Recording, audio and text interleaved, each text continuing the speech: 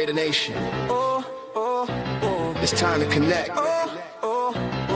Leo, Jay, Nate, Jeff, right. Yeah, silver and black. The crew is in sync. Breaking down the madness before you can blink. Another week, wow, another storyline. But the Raider connection keeps it all in line. From Vegas lights to the East Coast grind. We talk that truth, no filter, no rewind. Four voices strong, so buckle in tight. It's time to bring the nation to life tonight. This is the Raider Connection Show, where the silver and black stories flow. Leo, J, Nate, and Jeff on go, breaking every play down blow by blow. R-N-4-L, you already know. Welcome to the Raider Connection Show. Leo with the facts, breaking down the scene. Jay brings a fire, keeping takes real mean. Nate on the road with the vibe and the view. And Jeff swings heavy when the nation needs truth. Wins or losses, we show up proud. Raising Raider Nation, loud and loud. Hit that chat, pull up, don't wait. This is family, this is connection, this is fate. Silver shields up, the energy grows. Four voices united everywhere that it goes. Every first down, every heart rate hit. Raider Nation stay locked, we don't quit. This is the Raider Connection Show, where the silver and black stories flow. Leo, J, Nate, and Jeff on go, breaking every play down blow by blow. R-N-4-L, that's how we roll. Welcome to the Raider Connection Show. So grab your drink, hit subscribe, let's ride. Raider Nation strong, we never divide. From kickoff to the final echo, you're tuned into the Raider Connection Show. Hey!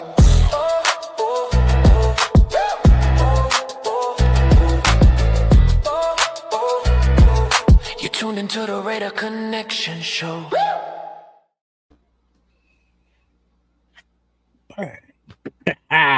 What's up, Raider Nation? What's going on? You're back with another episode of the Raider Connection, along with myself, 401 Raider Jeff. Next to me, Jay Raider from Just Raiders Baby, and on the other end is LB Raider 10. Leo is not with us tonight. He had a prior engagement that he had to go to. But tonight, we're going to switch things up a little bit. Tonight, this is more, we're going to find out the identity of the Raiders, the past, the current, and possibly what it's about to become. All right, so we're going to have a little bit of fun at some point in this. But other than that, how are you two feeling? How you been? It's been a week since I've been on with you guys. So how you doing? I feel great. Likewise. I had to get my mind right. You know what I mean? You got your mind right? You good now? I got my mind right. Yeah, I got to get my mind right. Whatever it is, whatever it takes to go ahead and get your day on the right path. Nate, how you doing? Good. Chilling. Same old. Opening day of baseball was today, right? Yes, it is. Yes, it is. But tomorrow is the big one because obviously, who cares about the fucking Yankees? So, are you guys home game tomorrow for you guys? No, we don't open until the 3rd, which I requested work off to go all day to Angel Stadium for. Let's see. When's the 3rd? It's Like a Friday. that. Oh, it's a Friday night. Okay. Won't interfere with any shows. At least I knew ahead of time, so we're good. So obviously you guys are up on the news that's going on this week, right? Between the Dan Orlovsky thing and did you guys watch the Max's rush from yesterday at all? Yeah, I caught up on it today. Honestly, I didn't. Well, you're in luck because we're going to play some clips from it. I pulled some clips from it that we're going to address. Basically, it was his first chance to kind of strike back at some of the narratives that were written out there on, by social media people, sports analysts, the ones that don't really know. But some of it was kind of funny. I didn't know about it until Leo brought it up last night, and then I made sure I watched it last night. I was like, God damn. He wasn't happy at one point. You could see him really fire off, but it was still kind of comical in a way too. Like how the Ravens fans reacted to him was hilarious. so let's we're gonna roll into that. All right. And then we're gonna also cover the new QB coach that we picked up. And I know Jay wanted to talk a little bit about the Ty Simpson and Dan Orlovsky thing. So I'll give you guys we talked it up last night too. So I know you guys haven't been on since that went down. So I'll give you two. After we talk about Max, we can talk about that, and then we'll go into the head coaching. But before we get rolling, let's just hit the chat up, see who's here with us tonight. Yes, sir. Who's rocking on a Wednesday night? We got Big Luck in the house. We've got 49ers Red Zone. What's up, by Dan is here. What's up, Dan? Alon's in the house. Hey, long. I ain't watching no Flock Nation propaganda. It's not. You'll see. Detroit God's there. What's up, brother? How you been, man? Long time no see. Demokes is in the house. I don't know. Didn't know that you had some twerk music going on. Yeah. He likes the intro. Thank you. Rosetown's in the house. What's up, Rosetown? Video was definitely done by Nate. That video was all Nate. I did the music. Yeah. That was it. Arnie, what's up, Arnie? Chris Molino, what's up, brother? Good seeing you on Sunday at the card show, man. That was awesome to see you. See, John Raiders in the house. Can we forget about Ty Simpson and focusing on some Raiders staff showing hype on Drew Aller? Yes, we can switch the narrative now. Drew Aller. Let's see. Yamaha, the Raiders need an offensive tackle. Yeah, kinda. I think so. Pat McAfee destroyed Dan Orlovsky. Whole argument on his show. They made Dan Orlovsky look like an absolute jackass. What's up, Alex? Alex is in the house. Not gonna lie, Pat has been on Dan's neck for like 2 weeks. Let's see, flock around and find out. That's why I just told 805 right now. Shout out to 805 that Dan should have hired him to go ahead and make his argument, bro. Because 805 is on point. 805 puts a better argument up sometimes than some of these. Way better, bro. Like, okay, I'm like, okay. Like, I can listen to your shit, like you're making some like valid points here, like I might not agree with them. And it's funny because his takes on this have been way before Dan Orlovsky even mentioned anything on it. So that's the other time I hear it. I told him because I haven't heard him talk about Ty Simpson. I've only heard that anti-Mendoza hate propaganda coming from 805. Just kidding, bro. But we know how I feel. Hey, so real quick, Chris, if you're still in the chat, while I was at the card show, I bought some football cards. I haven't bought football cards in a long time, but they're all Ashton Genty rookie cards. Nice. Bought 5 of them. I should have got Brock Powers too, but I'll go to another show. I'll buy some more again. So, all right. So we'll roll into the Max thing here. All right. So I'm going to do this first. If you don't know the full narrative behind everything, I mean, I can kind of get it 100%, but this is where it starts to get funny again too. There's still one more, but I mean, again, it's still, look how fast those Raven fans that wanted him so bad and then went down, and it wasn't even his fault, but yet they turned on him. I think they're just upset at the situation. Like if the vice versa happened to me, I'd be fucking talking shit. Like, nah, fuck that. It doesn't take that long to get to like, wherever to wherever. Or I would definitely be this just because I was upset that it didn't work out in our favor. Like, like you had the opportunity to get one of the best defensive ends in the league, and it kind of just fell apart for whatever reason. And I totally understand why they would be upset, but that shit is funny. It is. Like they're even complaining about how we had how we flew there and the drive, and it's like, really, that's how petty some people get. Like I've seen some, I know I've had some takes and everything, but I don't think I've ever gotten that fucking petty where I'm like, well, fuck, you had to drive 2 hours to get there. It only takes 40 minutes to get there. What the hell? I mean, that's talk about nitpicking, You got anything, Jay, on that? Nah. No. I mean, this is all fucking ridiculous takes, bro. It is. This is the last one right here. And they just talk about the freaking drinks that they're drinking at that point. It becomes a promo. So let me ask you this then. Now that we're a couple of weeks removed from everything with the whole Max situation, and he finally was able to say what he said. I guess basically, like I said in our chat, it came to a boiling point where he just had enough, and this was a different Max on this show versus what he was last week. It finally came to a head.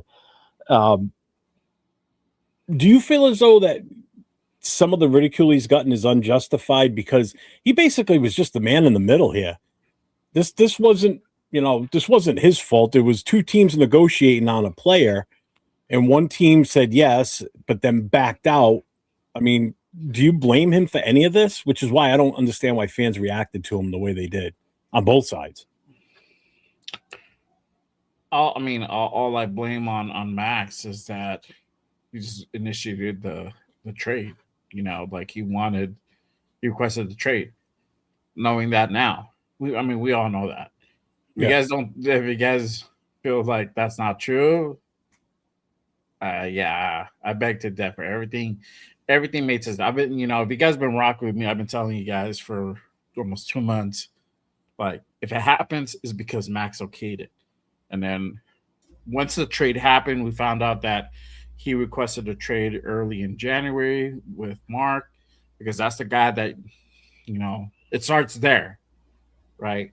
And then it became into fruition. I think what happened was, we all were saying that, it's like, if the offer is right, it's going to be done. If not, he's going to stay. And that's what ended up happening. Now, everything else aside from that, that's not on Max. How's that on Max? Ravens knew he had knee surgery. They sent him over the doctor notes and the X-rays. It is what it is. It's obvious that they got cold feet. They have it's coincidental that they had a lot of players walk out the door, and they just backpedal because you're starting to have their fan base. This is the same fan base that was talking shit about a 2-hour car ride, talking shit about to their team, as far as having everybody walk out the door and just having Maxx Crosby with no future to build off. Aside from that, and they're like, all right, cool. Literally, I saw some dudes was like, I'm gonna wait to see how this kind of plays out, because I don't know.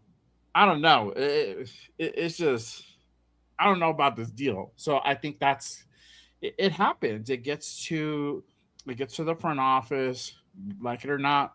Fans do have an impact on teams, and if the consensus on the fan base is relatively negative, it could sway things. And we see it happen constantly. We quite often, I should say. So, but as far as Max, aside from like everything that happened after that, no, I don't blame him for anything, to be honest. So, it just sucks because he had to go through all that, took his family there and whatnot, and just for him to be turned away and sent back home. But I think this is a good lesson for him, because now he knows, like, the grass is greener. The grass isn't always green on the other side.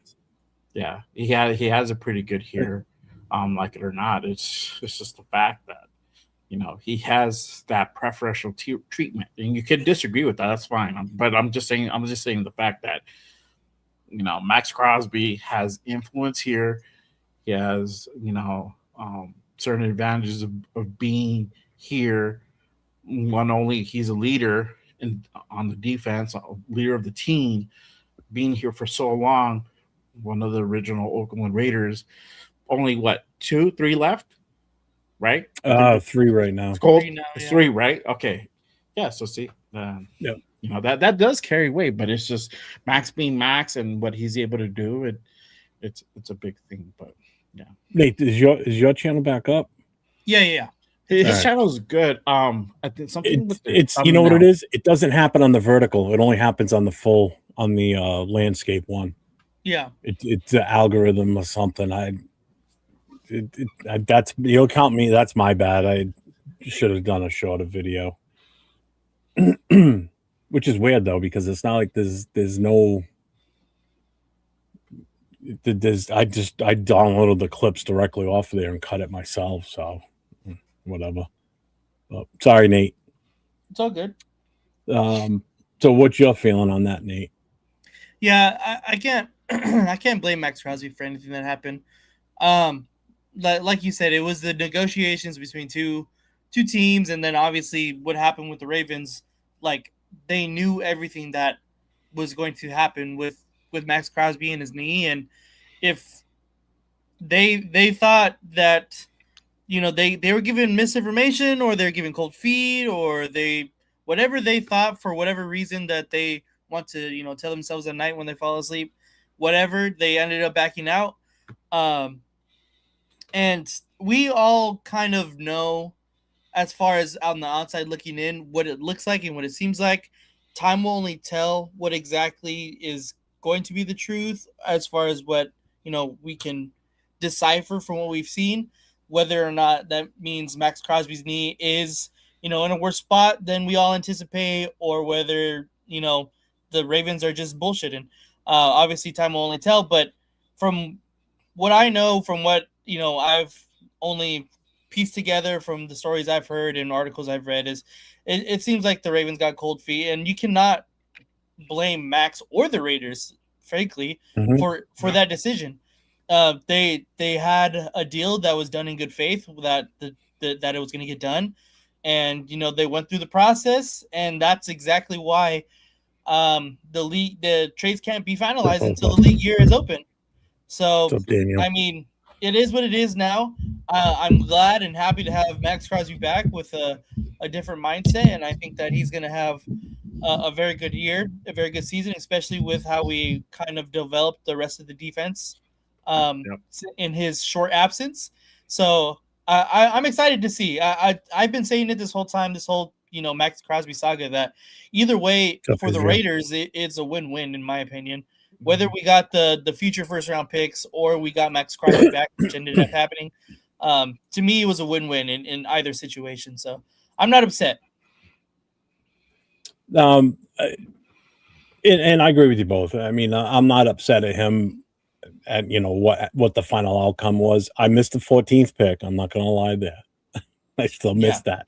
It was a short-lived relationship, and I was all ready to move in and make residence at the number 14 pick. But me too. The 14 pick had other. We were here. 14 pick had other ideas. Unfortunately, I was looking at Mekhi Lemon jerseys already. Yes. Right. We're like, okay.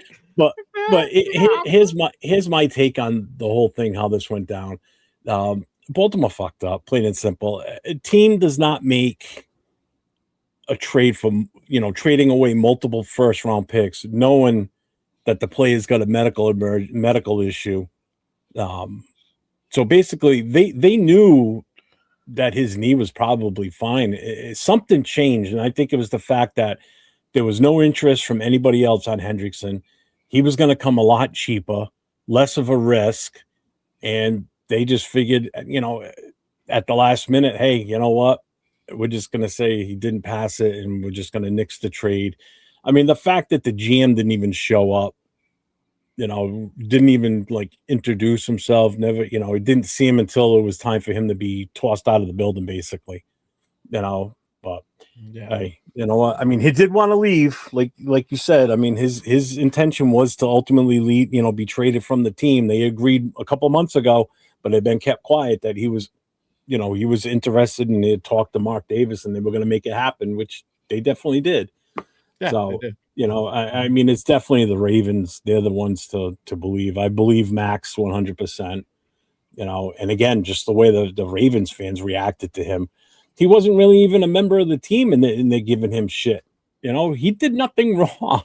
You know, I mean, for them to react that way is absolutely ridiculous. Yeah.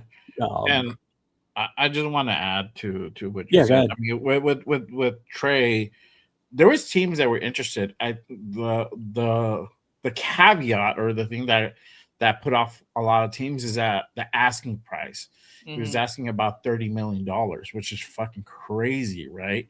And so you only had maybe a handful of teams that could afford them, and I think they were probably good in that regard, or they weren't willing to go ahead and pay that price. And I think, like, if he would have asked, or he would have been in the ballpark of what his actual market value was, which is about 25, then you would probably had way more interest in that.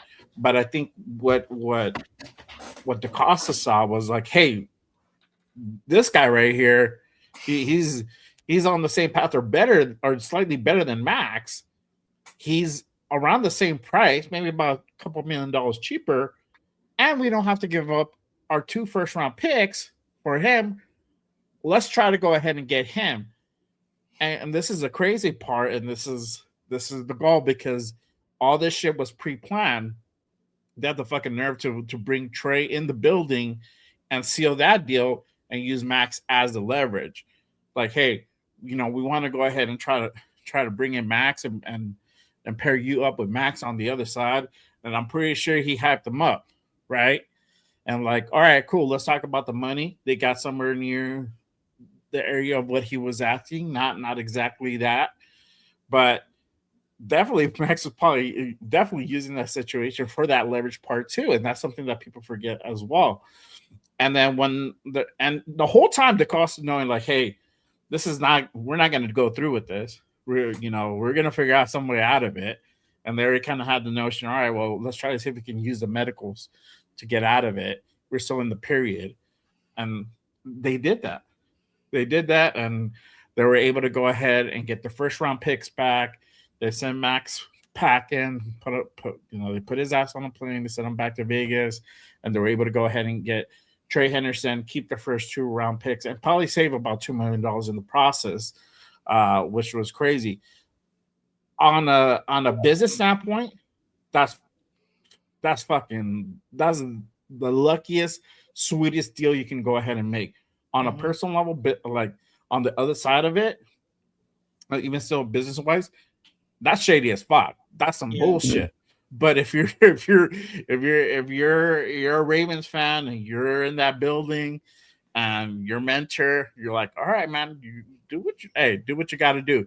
If you're gonna go ahead and save our 2 first rounds and save us a couple of cash as well, and you're able to get us a premier edge, let's do it. Right?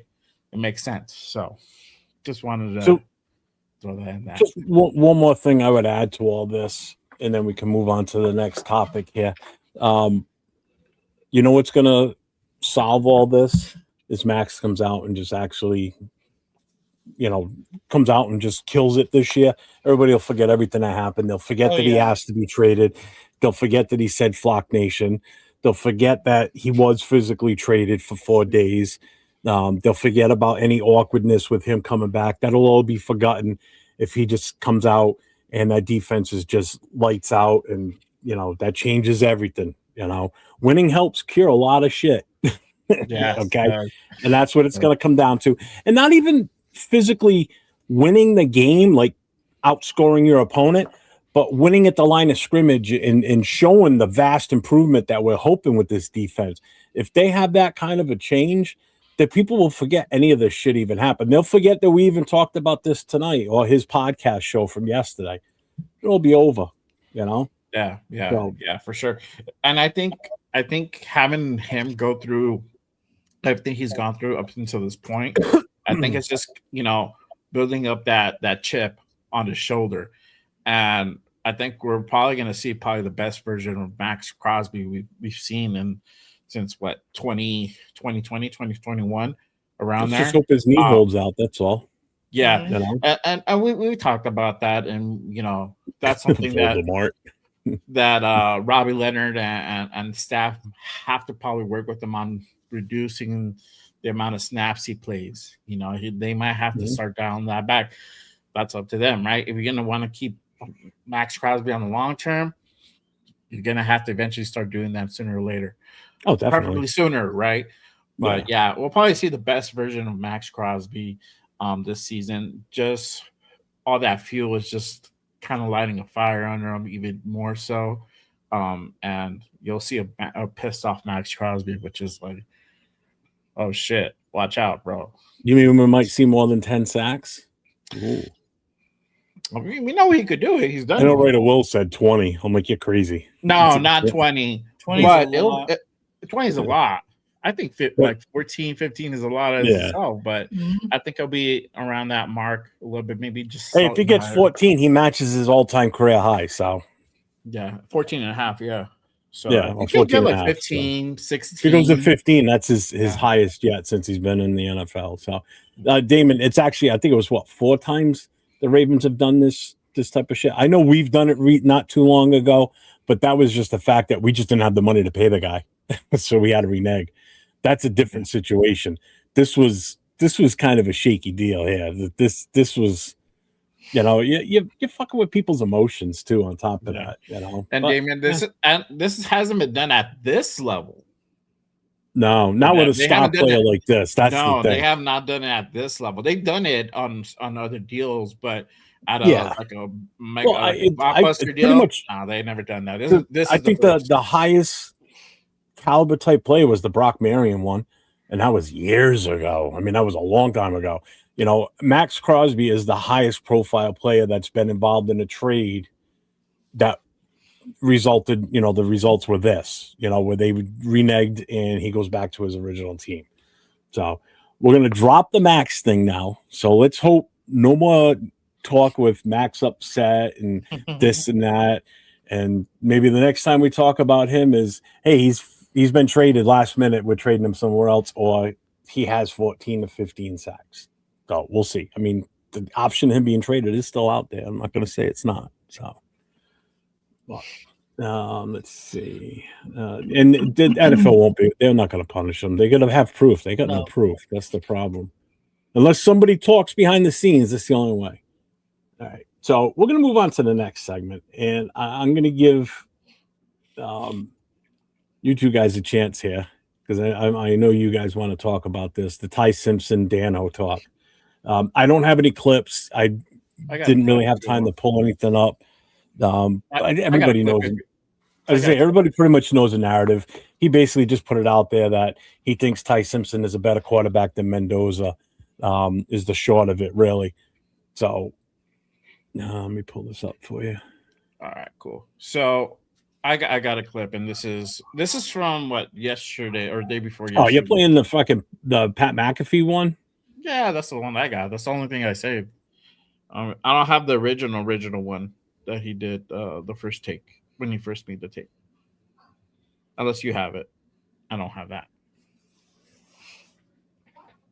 I didn't save that.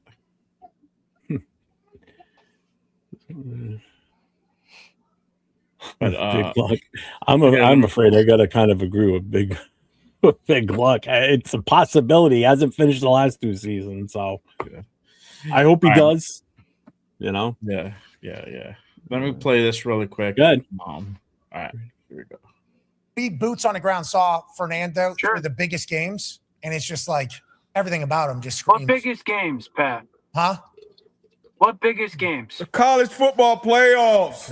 Now you're playing possum. No, you're right. Those SEC games are bigger than the fucking playoff games, Dan. Am I allowed to ask questions and have an opinion? They played each other head to head. Okay, Dan, do you just have so the college football playoffs a big mockery, a scam, doesn't mean anything. These games just don't matter. Like, what do you mean? What are the biggest games? They have a full fucking committee. They have billions of dollars in TV rights for what the biggest games are. Okay, and so no, I'm aware of that, dude. Like, you guys, okay, so in the biggest games, so the college football playoffs started, and they played opening. Well, you can start at the Big Ten championship, I guess. You can say Big Ten. Okay, Big Ten championship. Okay, Big Ten championship. In that game, they're down 13-6 going into the fourth quarter. Indiana. And then what? Boom.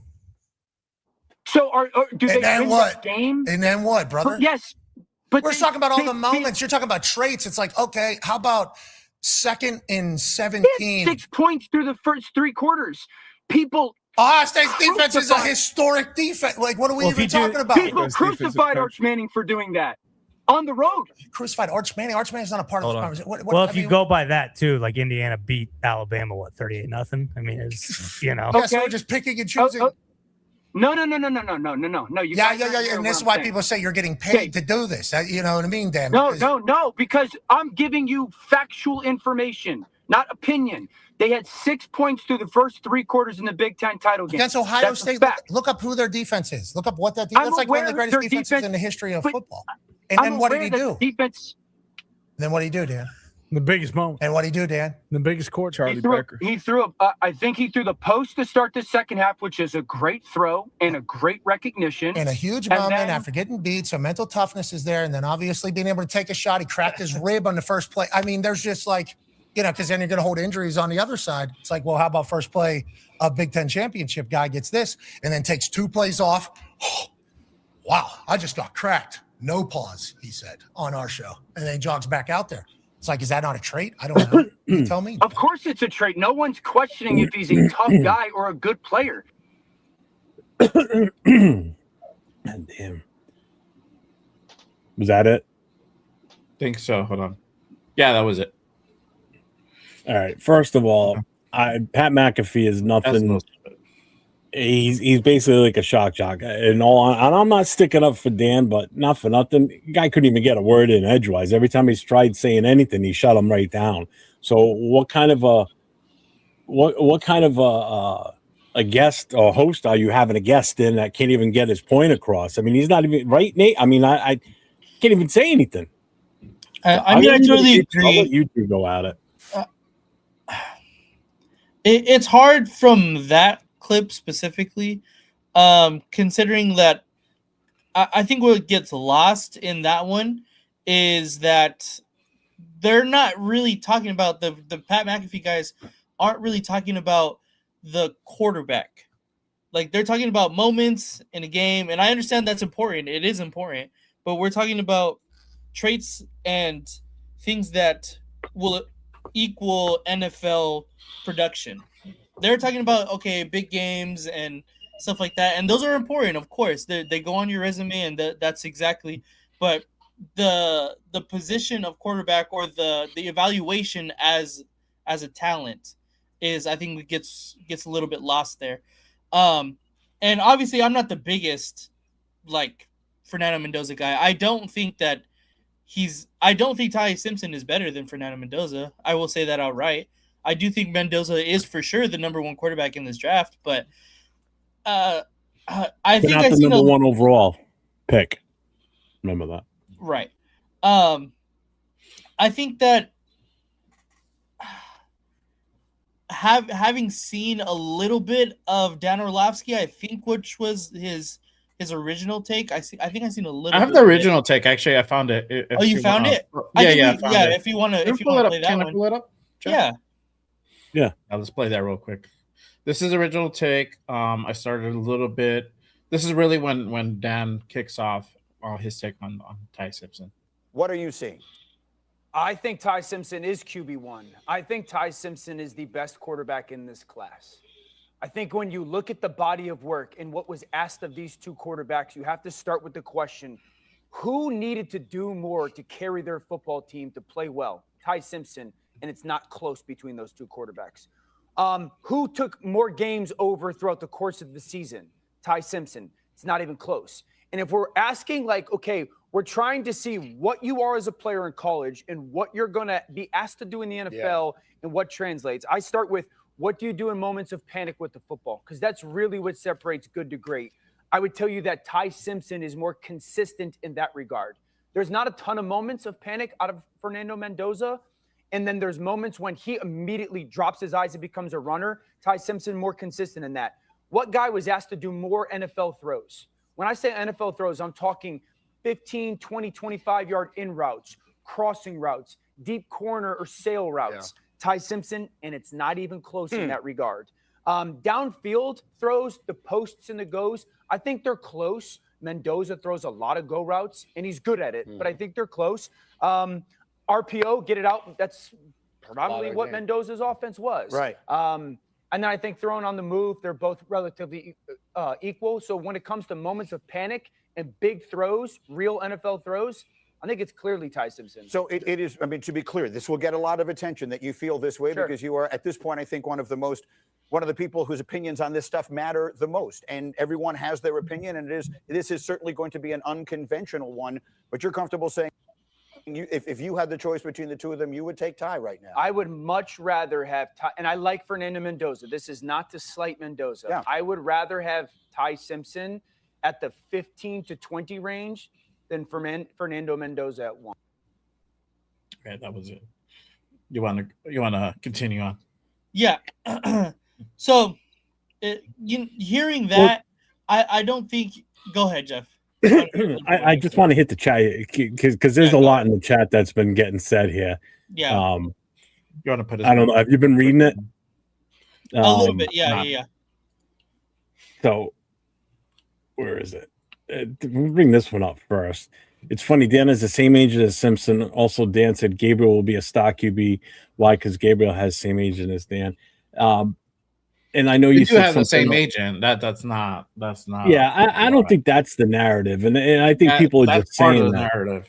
Yeah, but come on, man. Seriously, I mean, that's just people digging for shit, is what it comes down to.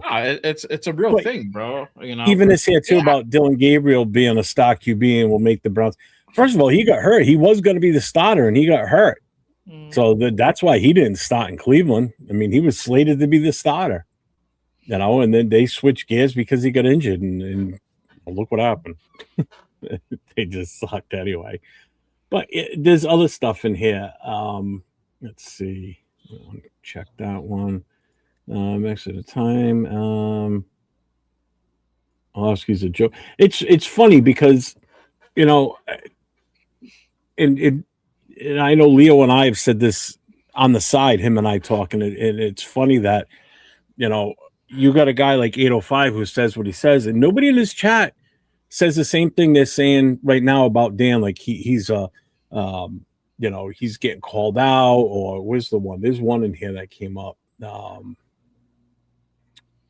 right here. He's hot garbage. I don't see anybody calling 805 that, and he's been saying this for weeks about Ty Simpson being a better quarterback, and I don't see anybody saying that to him. I don't even see anybody saying that shit to us that don't want hot dog him. water. Your hot dog water. Hot dog water. Yeah, but they're referring to hot dog water about his mock drafts, But it's all. What gets me is the fact that somebody's got a difference of opinion other than the herd that's following the whole Mendoza narrative that he's the guy. That God forbid you say anything opposite of what they want, they come out for blood. And that's the part that gets me is I don't get why you can't just say, all right, well, I understand your side of it. I get it. That's your take. This is my take. And just leave it at that. Why does everything have to come to, oh, he's this, he's that name, he's this name. You're crazy. He's an idiot. He doesn't know anything.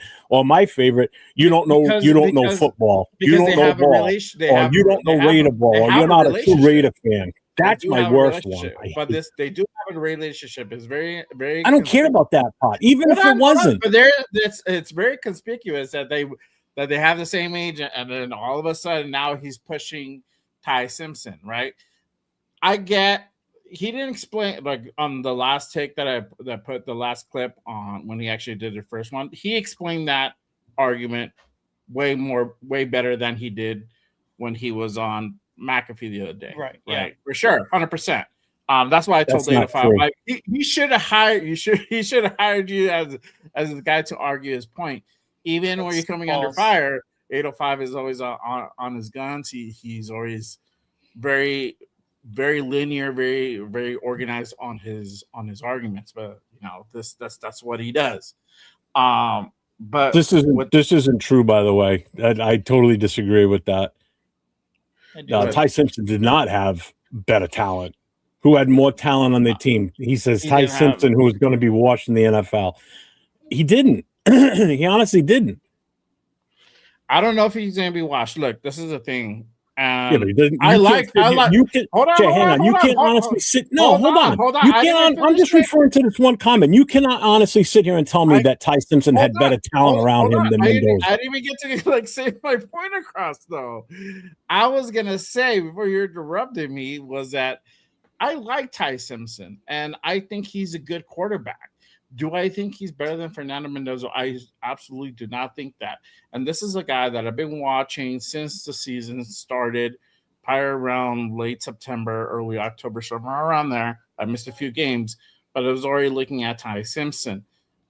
Even when for the whole buzz around Fernando and Dante Moore started occurring, I was still keeping an eye on Ty Simpson. Ty Simpson has good mechanics. I like that.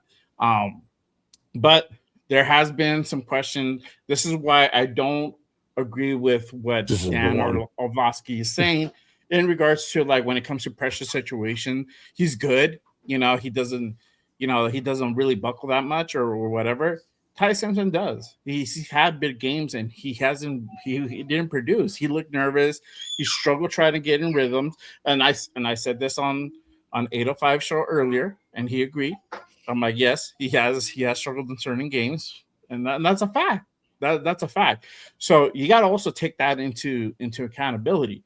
When we go down the stretch, when we're out there playing, buying for a playoff spot or in the playoffs trying to advance, and it comes down to close game situations, what is Ty Simpson going to do? What is Fernando Mendoza going to do? Out of the two, who do you rather have? Who do you rather have? Either hand on the ball. That's a real question. So there's a level to it. There is a distinction between him and Fernando Mendoza, and that's the argument that I just want to go ahead and unequivocally point out that Ty Simpson is not better than Fernando Mendoza. I can go on further. Well, can we let Nate talk? He's over there dying to say something. No, God damn it. Health is Sorry, Nate, I'll get you tomorrow night. You can talk all you want tomorrow night. Jay ain't gonna let you. Oh, but he did start talking. That's why I said, like, oh, you want to keep going? You the one who let me read the chat. Well, only because we were behind on it. Oh, okay. Just real quick, this is the one that gets me right here too. They don't want the Raiders to succeed. Yeah, I saw that in another chat tonight, and it pissed me off when I saw that. Go ahead, Nate. Sorry. Am I pulling this up for you? Oh, I do want to talk about it, but I'll mention it after. I think that for the draft analysis of Ty Simpson, I don't think that Dan Orlovsky said anything completely out of left field. I think that everything he said is true about Ty Simpson. It's just the biggest thing for me is the sample size. Ty Simpson only started 15 games. You have a limited sample size, and those can skew numbers significantly. That's why I don't put Ty Simpson over Fernando Mendoza. Fernando Mendoza had 2 years of starter experience, and obviously the success was different because of different schemes, different players, whatever. Obviously Cal and Indiana, but the starting games are extremely, extremely important, especially at the collegiate level. If you look at the players that were drafted, the quarterbacks as of recent that were drafted in the first round and played less than the number is 20 games, they're all busts. Like in reality, they didn't make it in the NFL. So that's my biggest issue with Ty Simpson. I think he has all the qualities, and I think if you once I pull up this Todd McShay spot right here, he kind of elaborates on why exactly he believes Dan Orlovsky and other quarterback evaluators say Ty Simpson has everything to be successful in the NFL. But for me personally, and I think a lot of people as well, it's definitely the amount of starts at collegiate football. Those are extremely, extremely important. If you want to pull it up.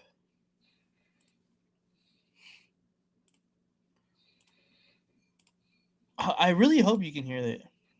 Can you hear it?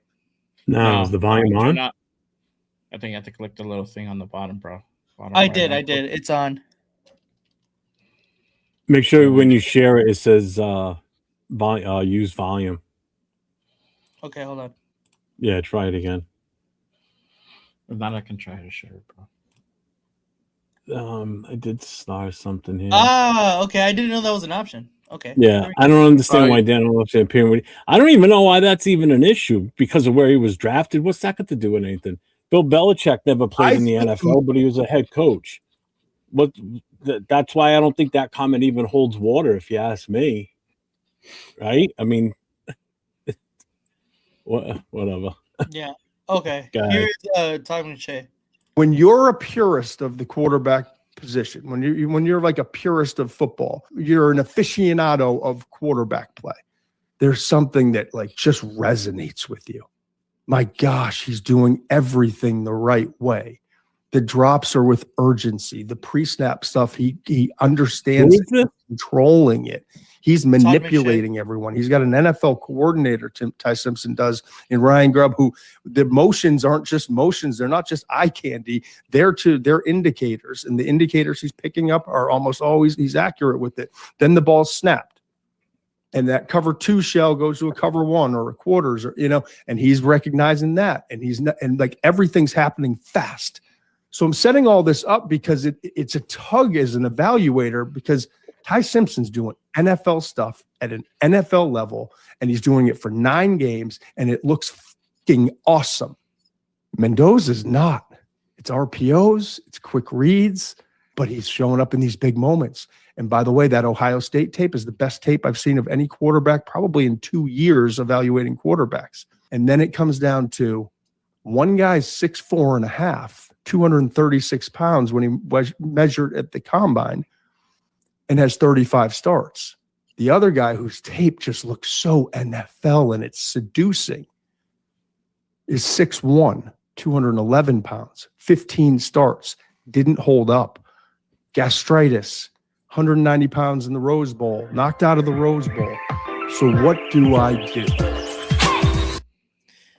And I think he makes a really good point when, exactly like you said, when you understand the quarterback position and analyzing and, looking at that, the fact that Ty Simpson does everything correctly in a pro style offense with the correct, like you said, indicators with motions and reading the defense and things like that, it makes sense why people are high on him and possibly being successful in the NFL. And I get it. I get it. Like he just said, it makes sense.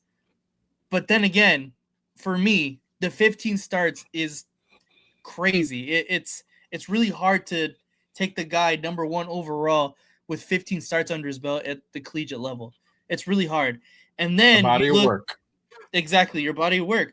And then you turn on the Fernando Mendoza tape. He said it himself right here too. The Ohio State game was a huge moment. Of course, we all seen the Ohio State game, and he played extremely well at the second half, mainly the fourth quarter. That's big. That's huge. So I understand both sides of the coin here. I don't, but the fact that everyone's saying, "Oh, Dan Orlovsky is so dumb that how can you not see that Ty Simpson is far, far, far superior?" Or 805 is so stupid. I've heard that everywhere. 805, I know you're in here. But I haven't heard that. No, I'm just fucking. I did call you hot dog water though, but I love you, bro. No, I'm just. Don't worry about it. Play some love though. Come from play some love though, dog. No, I'm just messing with them. I haven't heard that anywhere. But I understand, like, when looking at 805 at Ty Simpson's tape, like I get it. He does everything in a pro style offense that you want your quarterback to do.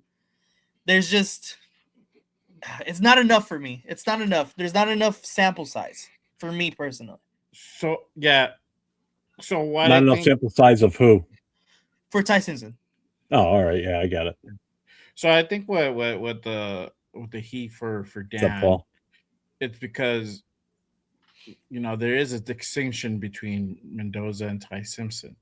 And Matthew, with there being such a clear distinction to go ahead and put up a take where you're like, hey, this guy who's projected to go late first or the second is the better quarterback in this class. It's just like, well, like, bro, like you hit it, you hitting a bottle dive, or what you fucking on, like, especially with the quarterback position too in drafts, and as of recent, there's been so many instances of late risers at the quarterback position that, because the quarterback is such a valuable spot, especially in the draft, you have these guys like Anthony Richardson that flew off draft boards at late. Zach Wilson that flew up draft boards late. Who's another guy that flew up? What's his name? Sound it out. Oh my gosh. There's another guy that I'm thinking of. I can't. Penix?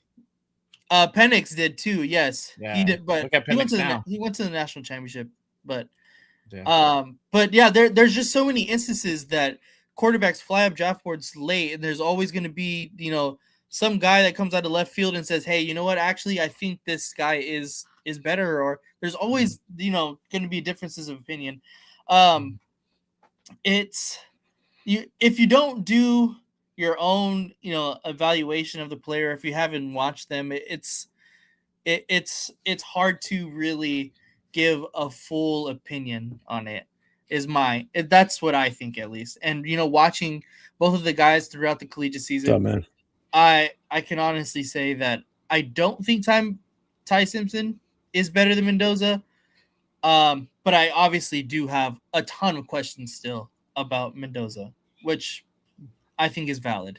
Yeah, it's valid for sure. McShay must have the same agent then too. They do, bro. McShay? They do. No, I'm just kidding, bro. It's just a joke. Yeah. Now, I mean, for me with Ty, bro, it's again for me, it's the health. Health is another big factor too, bro. That's also concerning. What health? He had a stomach issue towards the tail end of the season. But but he was injured. Aside from that, he had a different injury. What was the injury? There was an ankle or something like that, like a lower. He did, yeah, he did. So that's another thing too, bro. So, the body of work, the health concerns, the mechanics are definitely there, bro. That is for damn sure. I agree. He could be a first rounder. He'll be a good alternative if we were to trade back from one, right? If this regime finds a reason why they're not going to draft Fernando Mendoza at one, and they trade him away, they trade away the pick, that would be a guy that I would definitely go ahead and pick. Because we need a quarterback either way. It doesn't matter. But he needs a lot. He needs work. That's for damn sure. He needs a lot of work. I don't know about a lot of work, but he needs work for sure. So, he's not better than Mendoza, in my opinion. This regime has to find something Well, here's the thing: if then you know what, your opinion means nothing, because if Dan Orlovsky, who actually played in the NFL, his opinion means nothing, then none of ours mean anything. Which is the take that people are putting in the chat. Then what's Dan Orlovsky know? What's fuck him? Blah blah blah. What his opinion means nothing to me. Well, then mine shouldn't either. Should anybody else that doesn't play quarterback? And I saw someone say, I take the opinion of Rich Gannon. I don't remember who said it. Rich Gannon and Tom Brady. Just because they played quarterback doesn't also make them to be that great analyst on them either. You know what I'm saying? Just because they did this doesn't make them perfect at it. So I mean, Jesus, I don't kill the messenger. I didn't even have anything planned to cover this. Jay asked to put it in, and we put it in so that these two could talk about it. But we heated up. How can we not talk about it? It's a hot topic, and me and Nate haven't talked about it.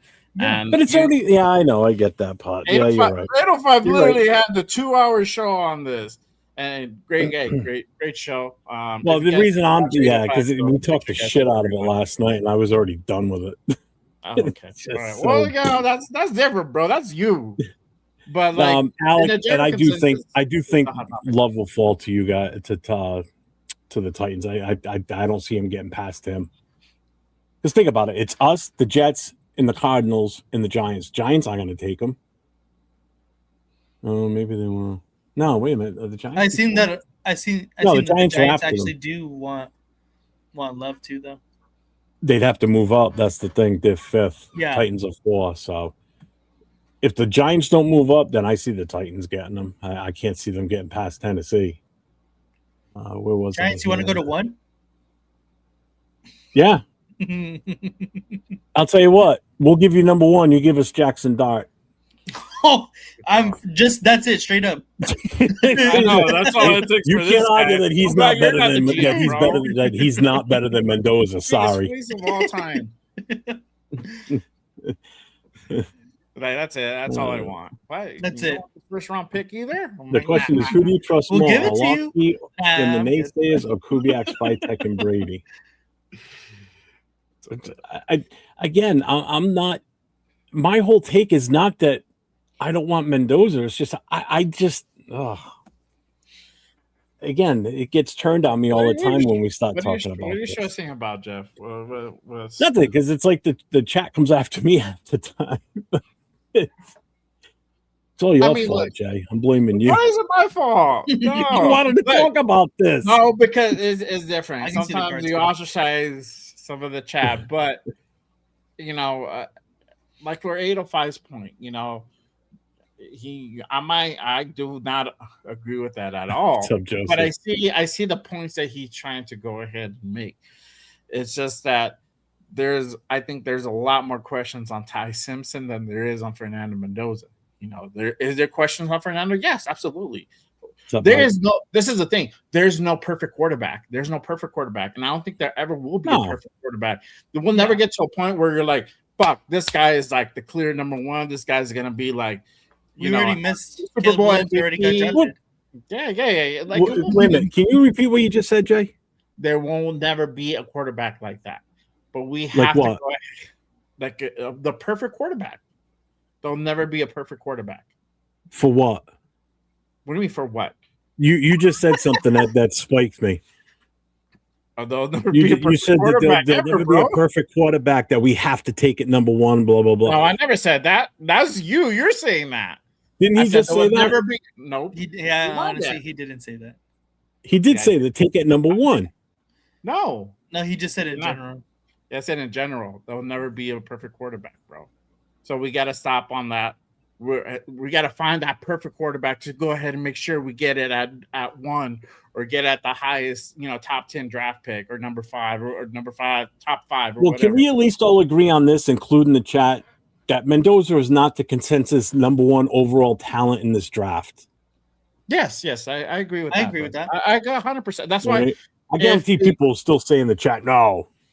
That's why I'm in agreement with you. If we trade back off of that we trade away number one, and I trust this is, I can't even believe it. I'm saying this, but I can't believe, like, if this regime does not believe in Fernando and they decide to trade away that pick, I'm okay with that. I'm gonna be like, what? I'm gonna ask later, like, what did they see that they did not like, and who are we getting at That's 2, the biggest thing. at 3, at 6, whoever we trade away with, because it's gonna be only maybe like 3 teams that we trade away that number one pick that can actually afford to get that number one pick, and that means that team really believes in this guy, that there's definitely something there. But also, I wanted to address something that you said earlier in the chat with 805, and it's not me attacking you. It's not me attacking you. But this is, I wanted to open up this forum because when this is the thing with the draft, and this is the thing with demand. It's about law. We have this demand. There's teams that need a quarterback, and quarterback's such a high position that you're forced sometimes to go ahead and get certain players at certain picks. And that doesn't also correlate to quarterback, but also correlates into positions as a whole. Some positions are probably more inclined to do that than others. Wide receiver, another one. I say probably like edge being another one, linebacker, running back, such and such.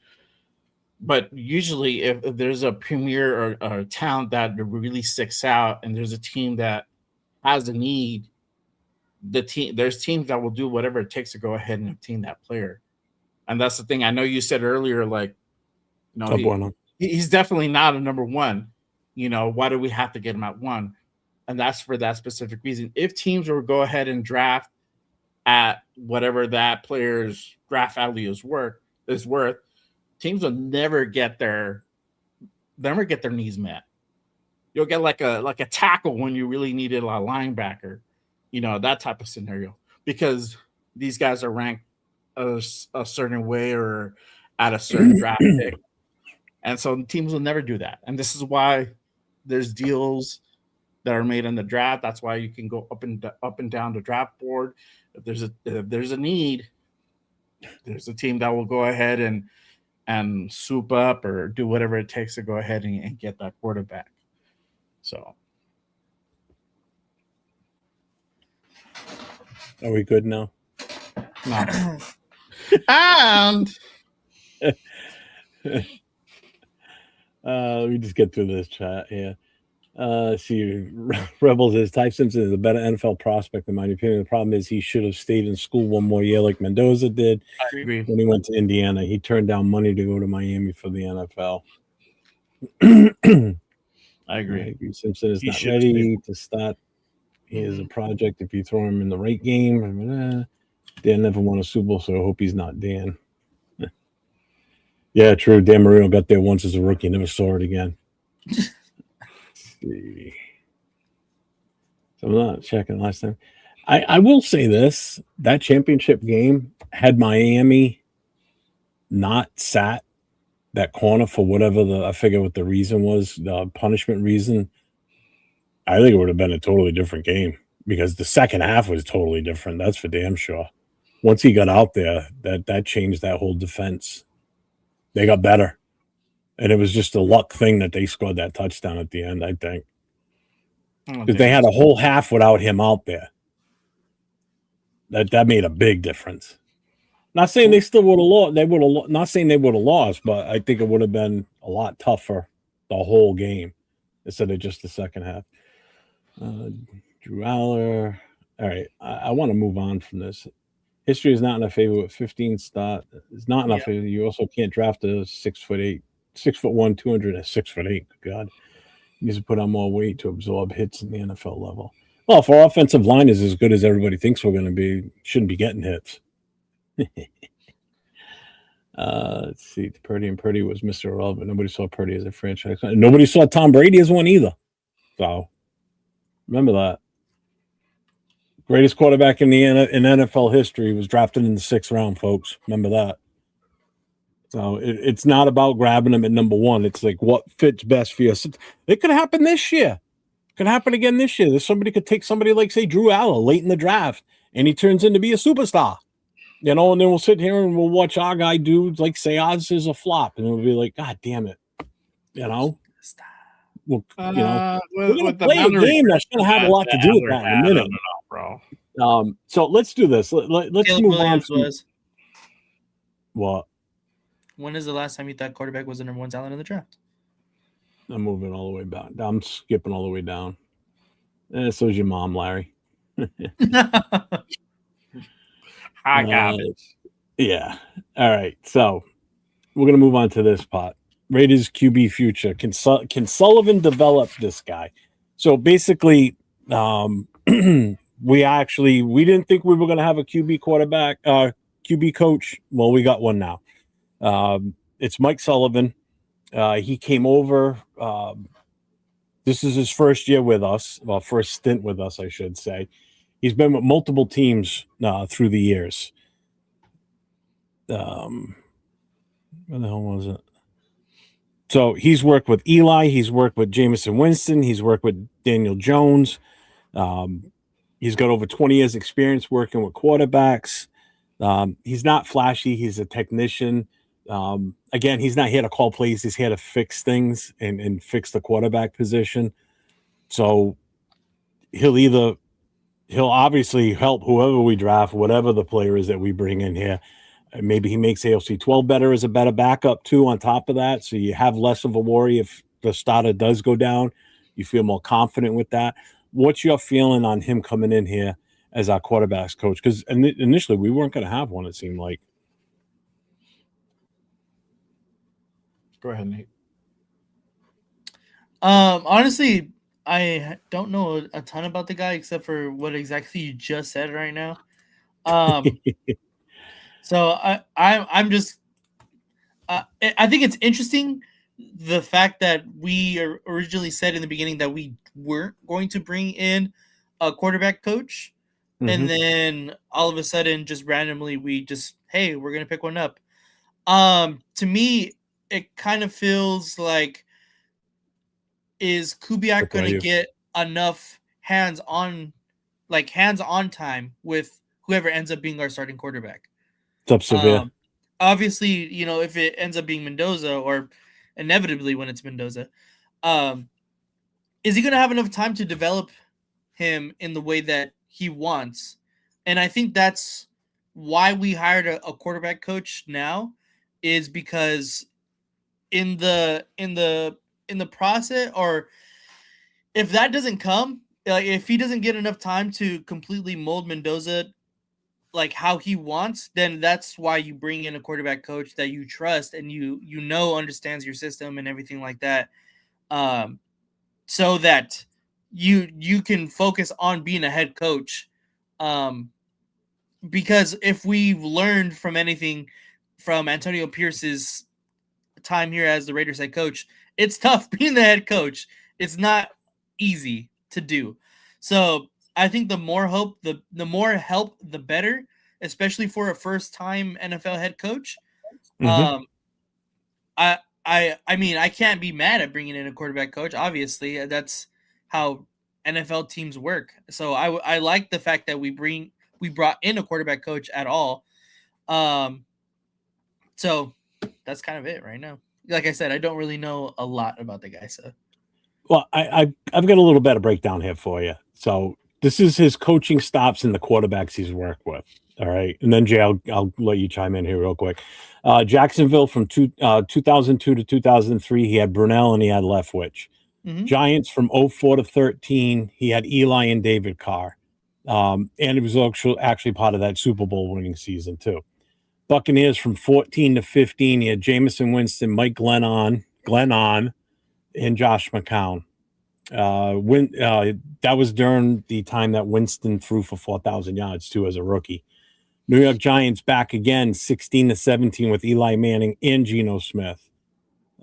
Broncos, people forgot Geno went to New York. I forgot until I looked it up today. I was like, God damn. 2018 with the Broncos, Case Keenum, Paxton Lynch, Chad Kelly. Giants again in 2020, Daniel Jones.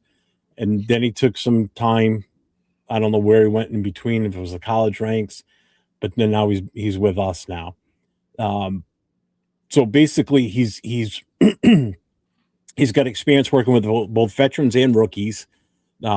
He promotes strong fundamentals, discipline, film study, which will definitely help with a rookie, no matter who it is. He's not flashy. So I look at it this way. He is, if you have to compare him to anybody, he is like the quarterback coach equivalent to like a guy like our offensive line coach. He's an old school disciplinarian type of guy. You know, there's no flair, there's no cuteness. It's boom, let's hit the film room and, you know, grab you by the face mask if you screw up type of shit. mm-hmm. You know, he's gonna shoot straight right from the hip. He's not gonna sugarcoat shit. You know, I mean, he's developed quarterbacks. There's no two ways about it. You look at some of the names on that list. They had some good years when he was with them, you know. So we'll see what he does. And he's supposedly somehow kind of connected with the Kubiak tree, from what I understand, from some of the shit that I read.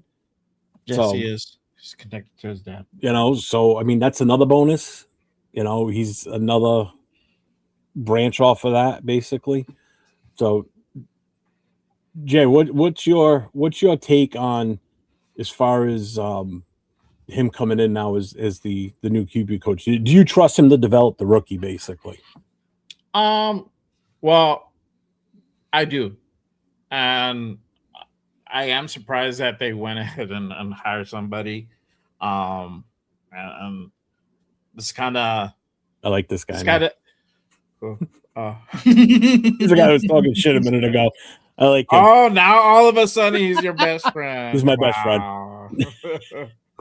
No, yeah, I was surprised that they hired a quarterback coach. You know, this is like really last minute, which is crazy. But I'm glad they did. This takes off a lot of pressure on Clint and Andrew to try to work and develop a young rookie quarterback. Obviously, having Clint as a first time head coach on his first year, Janoko, you know, same thing, running an offense. You know, though these guys have already worked together, it's still there's a lot of things that now they have to go ahead and put more focus on. So that would, I don't know how much that would take away from them either really focusing on the offense or how much attention they would put on, let's say, if we were to draft Fernando Mendoza. Bringing in a guy like Mike Sullivan, who already has experience, already has a pedigree, he's worked, the big name, Eli Manning, and we saw what the Giants were able to do. Eli, he was part of that big year. I think it was 2011 when Eli just blew it up. He was part of that. He was there with Roethlisberger, Big Ben, as well. So he has a pedigree. He's worked with guys before, and it's just having somebody that could develop a young guy and show him and get him ready to operate at this level. Not only just operate, but be, bring out the fullest potential of Fernando Mendoza. I think Mike Sullivan's probably the best guy to be able to go ahead and do that. So I'm definitely cool with that hire of Mike Sullivan. I think it was a great idea. I was a little bit nervous, low key. Not gonna lie, I'm like, yo, how is this gonna work out, dog? I'm like, okay. I mean, Clint, I'm not doubting Clint, and I'm not doubting Andrew Janoko. I'm just saying, like, these guys have other things they also have to go ahead and manage. Now they're also going to have to manage developing a young quarterback. It's a lot, but I'm glad they were able to find somebody, and Mike is connected to his dad, Gary Kubiak, and I think from the days at Denver. That's how they all know each other, or something like that. So it makes sense. In that time frame, when was he in Denver again? I think he was in Denver. I think 2018. He was in Denver. Yeah, so that's a time where they know each other, and that's why I say, like, this league relationships matter. And but was able to pull one out. So was he still there in 2018? though? I don't think Gary Kubiak was still there in 2018. I want to say yes, but I'm not 100% sure. We'll have to look it up. I don't know. I'm doubting myself, so I want to say yes, though. Let me see. He was there. Yep. He was there. He took over. Okay, so on January 4th, 2018, Sullivan was named the QB's coach of the Denver Broncos, taking over for interim QB coach Clint Kubiak following the end of the Broncos season. He was not retained by newly hired head coach Vic Fangio. So I don't know who. Yeah, it might have been him then. I thought he was out of the league sooner than that. Meaning Gary. I didn't think he was still there. All right. Let's see. Yeah, he was. Yeah, 2018. Okay, 2018 was Hackett. So no, it wasn't him. But he was still on. Well, Kubiak would have been. Was Clint still with the team? I don't know. I'd have to look back at that too. He was there as a senior advisor. He was part of the team, but he was just not in a coaching kind of. So yeah, give it time now, because now you just put that out there. A lot of people probably didn't even realize that. He goes, lots of ex-Broncos on this staff and in the front office. Funny that I don't hear Raider Nation calling us the Desert Denver or Broncos West like they did with the previous regimes, right? Or with the Seahawks of the Midwest now. Las Vegas Seahawks is probably more fitting than the Desert Broncos or whatever the fuck. All right, so we're all happy with the Sullivan pick then, right? Bringing him in as the new QB coach. We got no issues. I got no issues. Yeah. I'm glad we got a QB coach, to be honest with you. Yeah, exactly. I think that's probably the best route, just to manage expectation, time, development. Now you have somebody that's their sole purpose. It's developing this kid, working with the quarterbacks. Jay, how you doing for time? You still good with the kids and everything? Yeah, wifey hasn't said anything, so we cool. All right. So I was going to roll into this real quick. I don't think we'll be on this one for too long. We all know the number one We pick. gonna be. So number one pick, the 36th pick, which should have been the 14th pick, is our second pick in the entire draft. That 36th pick is probably the more important pick out of this draft, to be honest with you right now, because we already know what we're doing with the number one. You know, we're wasting that number one pick on one person when we could turn it into multiples. But that's okay. I digress. Using it wisely. That's debatable also. Meeting our need. That's debatable also. So what's the move at number 36? So chat, I've got a poll up on my two feeds, two different polls actually. So make sure you guys get over and vote on both of them. The one on my vertical is, what should we do at 36? O-line, DL, a weapon, or best player available?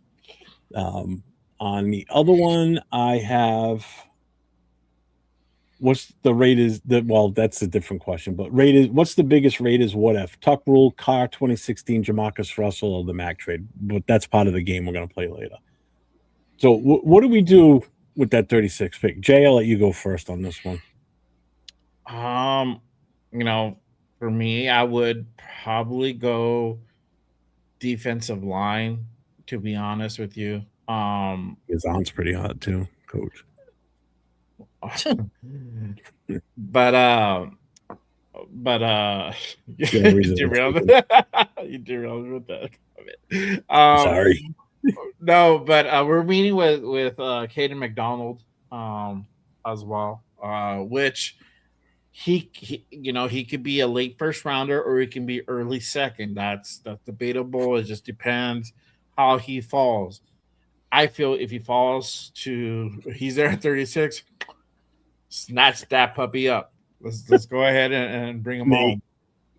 Nate, look at the chat. This one here. 36 pick for Mendoza. That's fucking funny. Number one. If he's not there, Lee Hunter. That's another person that we met, I believe, during the combine as well. These are big guys. These are big nose tackle guys. So yeah, it is.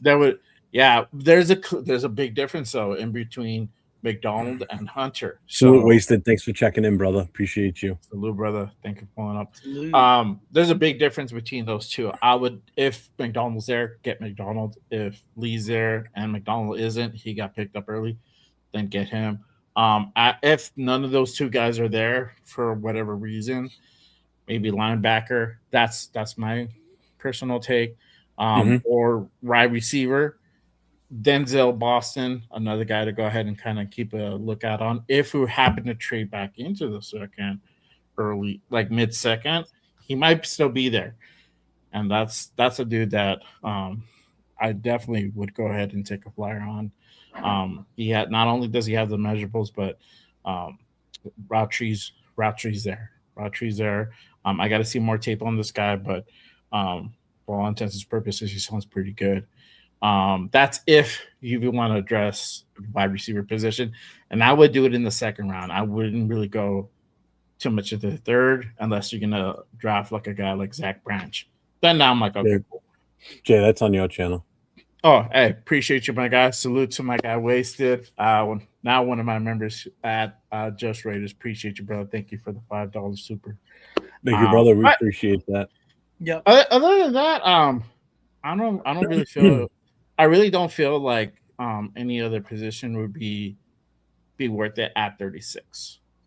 Like offensive line, I think we good on that in the sense where the only one that I would probably do is maybe right tackle, but that's debatable. So I don't know.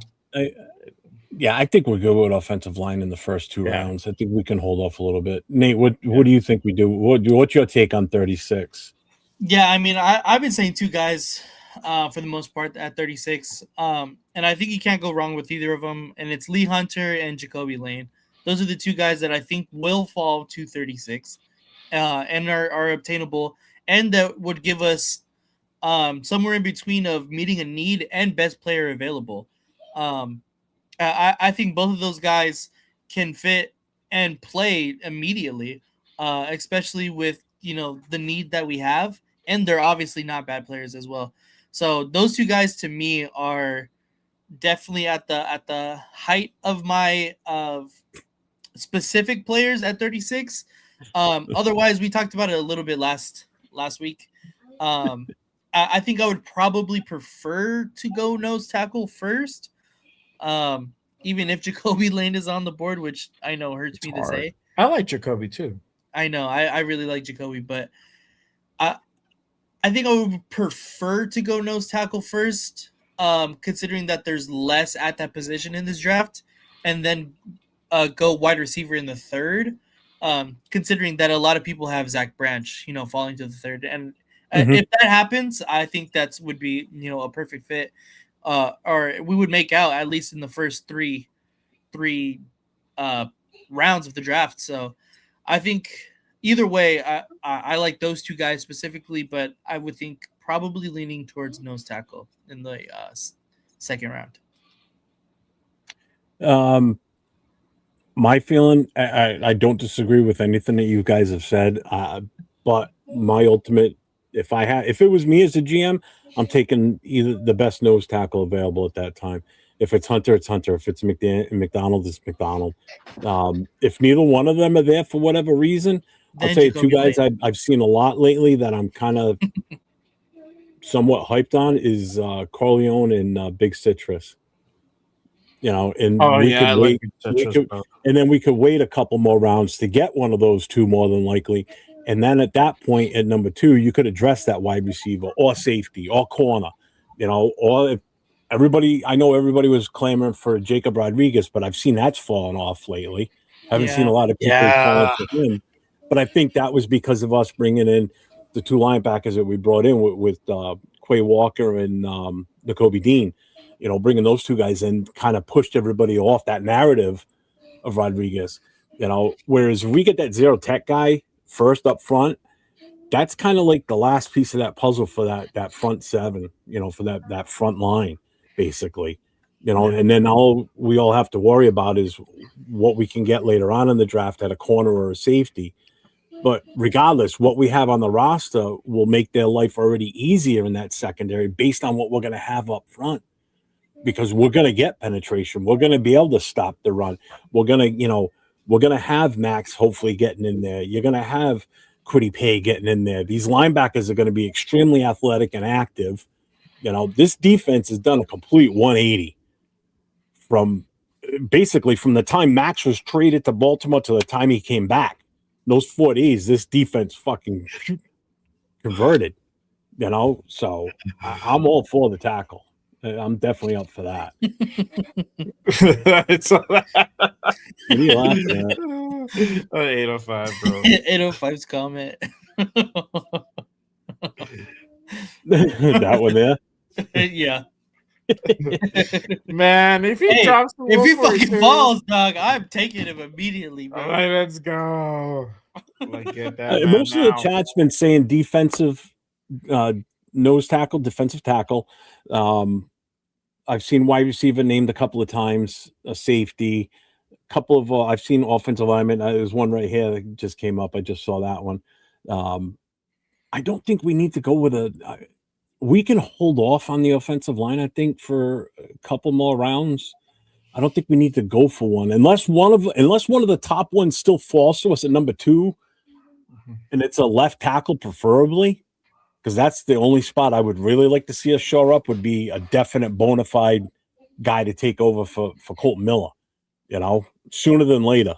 I don't want to wait. I want somebody that's going to just walk right into that position the day he walks out the door, or he gets injured, basically, And that's a good thing about having like multiple 4th round picks. Like we're able to go ahead and pick up like a solid like swing tackle like somewhere in the 4th round. And that'll be a good investment because you can plug them in on either side, even though we already have like Charles Grant. Sometimes it's funny. Sometimes one guy might be better at a certain side than the other, so you always have that option. Or somebody goes down, you have another guy that can come in. So I am not. I am definitely not against like picking up another swing tackle. It doesn't necessarily have to be a left, but getting another swing tackle would be ideal, just for that depth. So that's pretty much where I'm at with the as far as the draft, as far as number 36. I mean, we can go on, with what we think we should take. I mean, ultimately, we're gonna have to wait and see. We know what we're doing with number 1, so that's done and over with. We already know that one. I still like the trade out of it, but whatever. It is what it is. I'll have to deal with it at that point. Yeah. So, all right. So for the last 30 minutes or so, roughly here, we're gonna have some fun. All right. So let me pull up my sheet here, so I can run. A lot of people saying that Denzel won't be there at 36. It's great, and they might be right. He's that good. Who? Denzel Boston. He might not be there at 36. Oh, the wide receiver. Yeah, he might be like a late to mid first. If he's there in the second, I don't know. It's just that weighing in on what you want to go ahead and do at 36. That's something that Spytek will have to make that call on.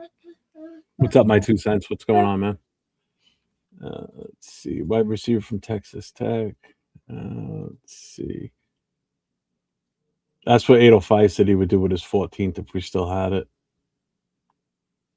Francis Moaga. Moaga's if the dead teams aren't given what the pick is worth. True.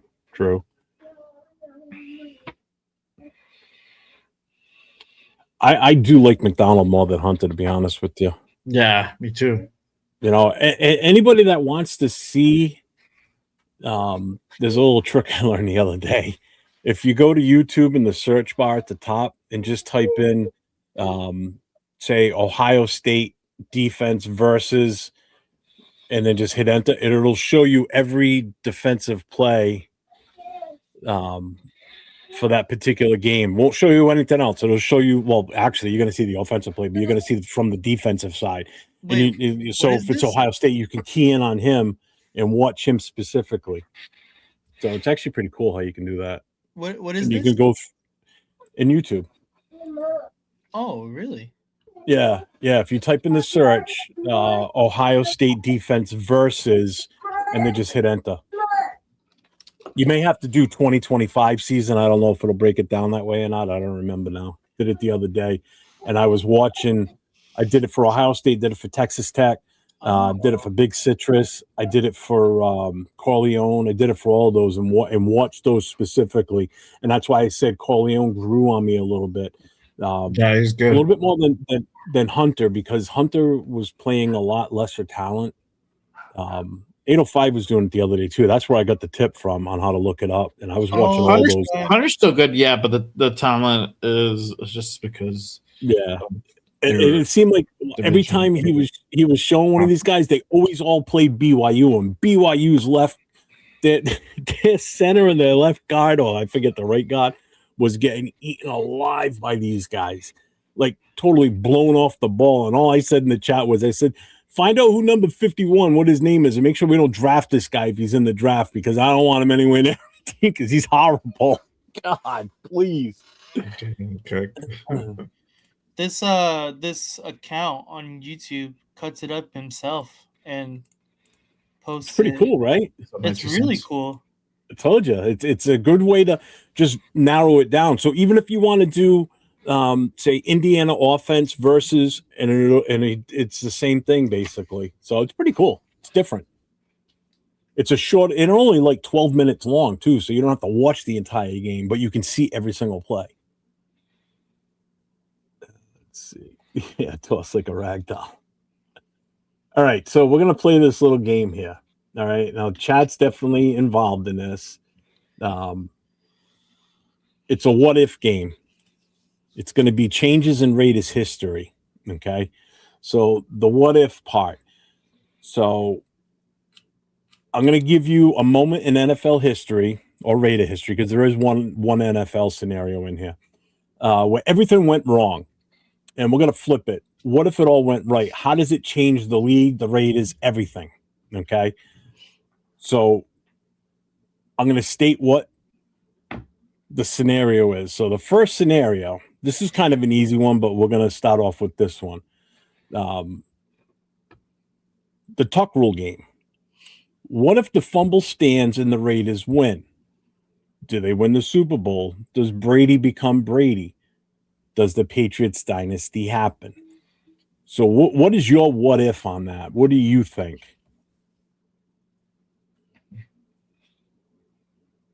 I'll let you figure out who's going to go first. Go, Nate. I Not too think much. I'm just kidding, bro. I think two big things happen. I think one, John Gruden never gets traded. I don't think that happens. And two, I think that the Patriots they stick with Bledsoe. Ooh. Interesting. At least for another year. Jay? Oh, we definitely making the Super Bowl. Would we have won it? I think we would have won it. The Patriots. No, I think they would still go with Brady the following year. Bledsoe was already on his way out. He was already on that last leg of his career, bro. Yeah, I don't think that outcome, I don't think changes. But yes, definitely that would have been our. I think probably that's one of our strongest teams that we had in that 3-year time span. Oh, definitely. Yeah. The only offense that I think was better than that year was the next year when we made it to the Super Bowl. Yeah. But they were pretty even. Not far off. Yeah. So in the chat, Detroit guy says Brady still becomes Brady. We just get our championship that year. Coach says, yeah, we win the Super Bowl. He goes, actually, the Raiders win back-to-back because Gruden stays, just like you said, Nate. Mm-hmm. Dan says, we win in Pittsburgh, beat the Rams in the Super Bowl, move back to L.A. Raiders pick up 2 more championship. Gruden stays. Gannon won the MVP. I think Raiders win the Super Bowl. The Raiders go on a dynasty with Gruden. Gruden gets inducted into Hall of Fame, and Oakland officials find a way to keep the team in East Bay. That could be a possibility. I mean, that is definitely, wow, that's really going deep in the what if on that one, huh? Yeah. All right. So the next one. This one's gonna be good. Jamarcus Russell. What if he becomes the franchise quarterback? Does this save the Raiders in the 2000s? Do we avoid the dark years? And does Al Davis look like a genius again? What if he was to be the franchise quarterback? Yeah, what if he becomes that franchise quarterback that we drafted him to be? I don't think he would ever be that. I don't think whatever that's dimension the biggest problem. Yeah, I don't think whatever dimension. If you believe in multiverse, I don't think there's a multiverse out there that would make Jamarcus Russell, the premier franchise quarterback. He was technically our franchise quarterback. He was just a bad bust. Yeah, he was just a bust. He just didn't pan out. I don't know. I mean, obviously, yeah. If there's a dimension that actually would have happened. Of course, yeah, I would have looked like a fucking genius, but yeah, I don't know. I don't think there's one. So, do you think we fixed that drought, Nate, in the 2000s? Honestly, I don't think so. Even if he becomes a franchise quarterback, you don't think we have better seasons? I think the roster just in general wasn't very good throughout those seasons. See, that's what you're thinking. Just the roster around Jamarcus Russell wasn't very good. No, So, that either. I mean, but if he does become a franchise quarterback, then does that incentivize the front office to go and get more players, or does it? I mean, obviously that changes a lot, but I think if it's just strictly Jamarcus Russell becomes good, I still don't think that the Raiders are good in general just because he's good. So Darren says, I don't think we would be in a 23-year drought. He didn't do that. Yeah. Oh, James Firpo's in the house. Hold on.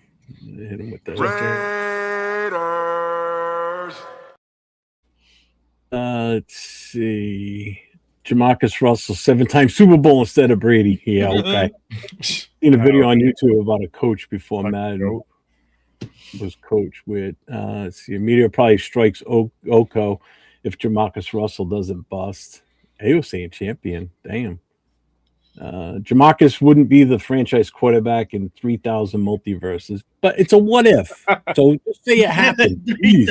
They suck the fun out of everything. What the fuck? That 3001 multiverse.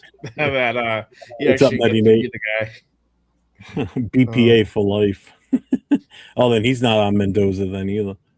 Yeah, but I agree with Nate. Like, with he didn't have a good team around him because, like, we drafted him in 2007. Fifth year, fourth or fifth year, depending, like, where he really would have probably shined if that would have happened. That would have been 2011, 12. Yeah, we really didn't get like better until 2016. So he would have been already like 9 years in the league, and I don't know if he would have still had it, but Damon doesn't get the game. It's a what if. What if Jamarcus Russell was the franchise quarterback? Don't tell me that he's not, because we all know he wasn't. I get that. Yes, he was the Black Ryan Leaf. But what if he was? Does it stop us from having that drought of 20-something years? Does the 2000s turn out better for us?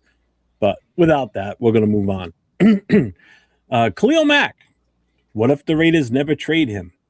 Does the defense become elite? Do the Raiders contend earlier? And does the culture actually change?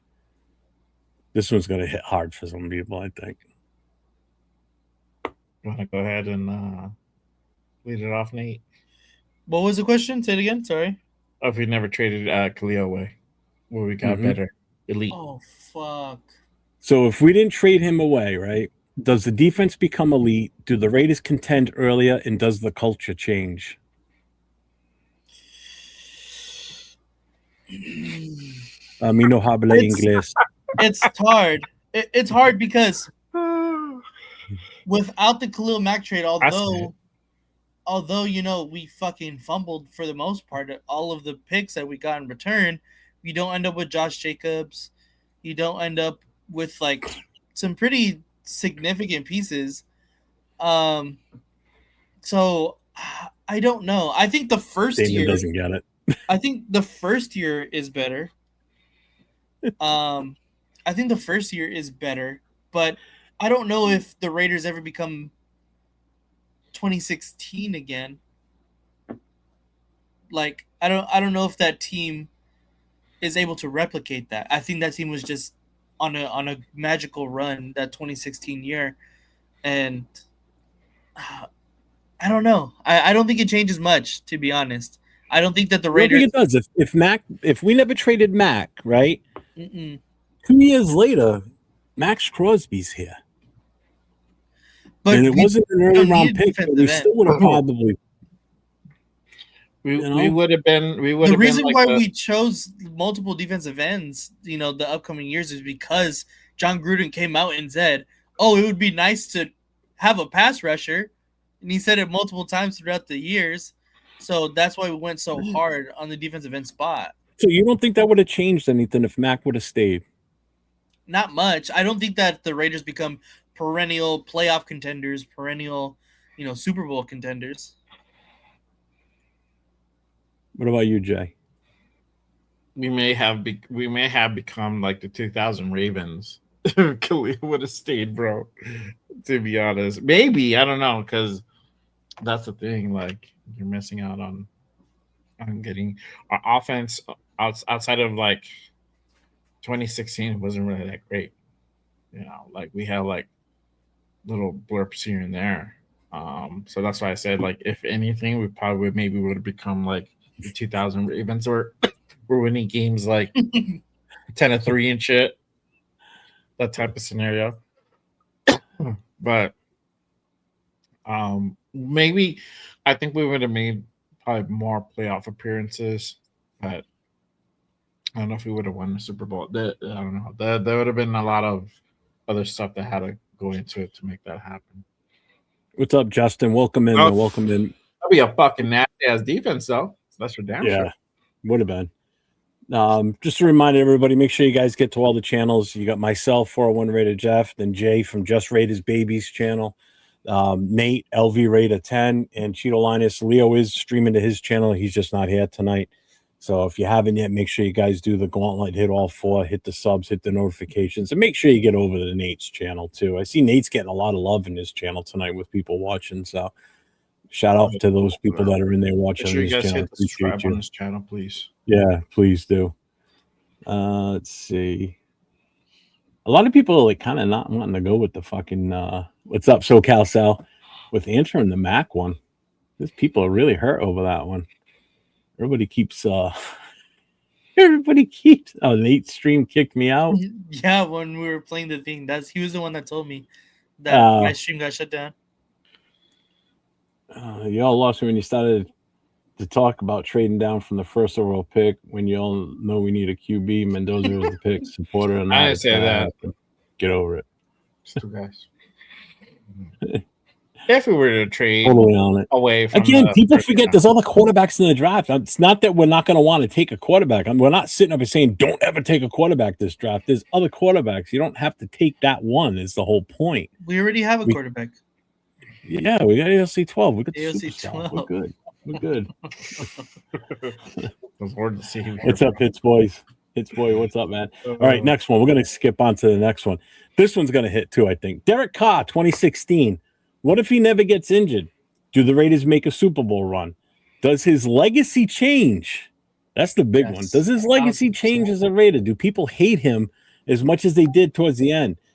Do the Raiders stick with him long term if he does? You see, now this one, for sure. I don't think Derek Carr coming off of his injury gets as, if his injury never happened. One, okay, let's start at the beginning. If he doesn't get injured, I think we beat the Texans. And then who was in the second round? I think it was like the Broncos or something with Brock Osweiler that the Texans ended up having to play. We beat Brock Osweiler and the Broncos, and then we lose to Tom Brady in the championship game. There was no way that Patriots team was losing to anybody that year. There's no way. Yeah. That team was insane. I mean, they willed themselves to a Super Bowl win that year too. So I think we make it to the championship game, and I think the few seasons after that, obviously bearing that these two things coincide, that we don't trade Mac and Derek Carr isn't so timid coming off of his injury, I think then, only then, does the Raiders actually become, the perennial playoff contenders and potential Super Bowl contenders. Do you feel the same way, Jay? No, yeah, I essentially feel the same way. Like, I don't, I think we would have beat the Texans. Yeah, I don't know. I doubt we would have beat New England in that divisional. That would have been. I don't either. That would have been. I think we make it to the championship game for sure. Well, I think we had a good possibility of getting that far. I forgot about this too. That wasn't the last game. Coach just brought it up. Go ahead.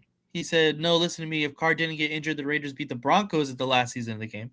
The seeding had the Raiders then at the second seed, and then they faced the Steelers at home, which I totally did forget about too. So we would have an easier path. All right. So Ja Raider says we make it to the championship at least. Coach says if Carr didn't break his leg, they make it to the championship. Do the Raiders get past the Patriots? That's the tough question. I still don't think we get past the Patriots. I don't think we get past the Patriots. No. Yeah. Big Luck says Carr wins the AFC. Okay. Dick said Jeff just wants to reminisce on all. It's going to tie together at the end, so relax. If he doesn't break his leg in that game, we might get all the way to the Super Bowl that year. He was on fire when he broke his leg. He became gun shy. He started seeing ghosts. I agree. Derek Carr would have Eli Manning-esque legacy. Yeah, Because I mean, seriously, if he would have made it to the Super Bowl and they would have won, that would have changed his trajectory. I think within the Raider organization and the fan base would have fallen in love with him. The ones that didn't like him and called him Noodle Arm and all the other crap, because I've heard a lot of shit about what people called him way before I even started doing this YouTube thing. It was insane. And these are local guys that were doing this around me that were calling him all kinds of names and shit. It's like, God damn it. You guys like hate everybody on our team? What the fuck? So what's up, Rimbley? Because I look back because I don't fucking remember what happened like after we lost versus the Texans, but the Texans played New England divisional, and then New England went on and they played Pittsburgh in the championship game, in the AFC championship. So that's why I'm saying like I don't think we would have gone one more round, but I don't think we would have beat New England. New England was just that was the Musgrave firing season too, wasn't it? Yeah. So that's why he was saying that keep our OC and make a difference. Raiders 2016 was top 10 in the league. Yep. I think he we would have definitely moved touches the Super Bowl and sticks with the Raiders. Yep.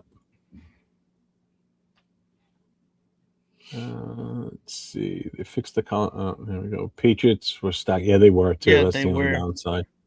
Was that their undefeated? No, that wasn't their undefeated. No, 2007 was their undefeated, but that's right. The 2016 year was the year that they came back against the Falcons in the Super Bowl.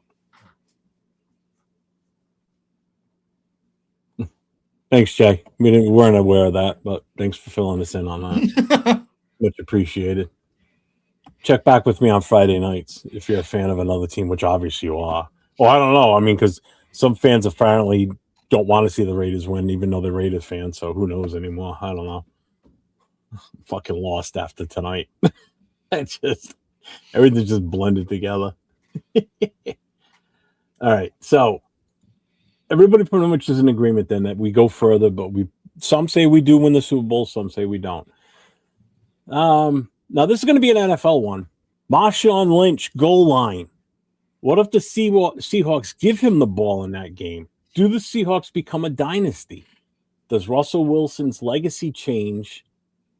And does it hurt Brady's GOAT case? To me, I honestly, I think it was the right call to pass the ball, in my opinion. It doesn't hurt Brady. This is my personal favorite Super Bowl of all time. It doesn't hurt Brady in any sense because he still ends up winning after the fact. Real quick, that's the perfect reason why we wouldn't beat the Patriots right there. He just said it in a nutshell. Defense. Yep, exactly. The Giants' defense was right to pick them for sure. Sorry, go ahead, Nate. I'm sorry. No, it's all good. I think the Seahawks contend for years after that, even more so than they did. They kind of fell off after that game. But even if you hand the ball off to Marshawn Lynch, that doesn't guarantee he scores there, in my opinion. I mean, the 1 yard line, right? Yeah. He's getting in, dog. I think he's getting in. He's getting in. I still think it was the right play call, but it was just a really, really, really great defensive play. But yeah, I think either way, it doesn't hurt Brady.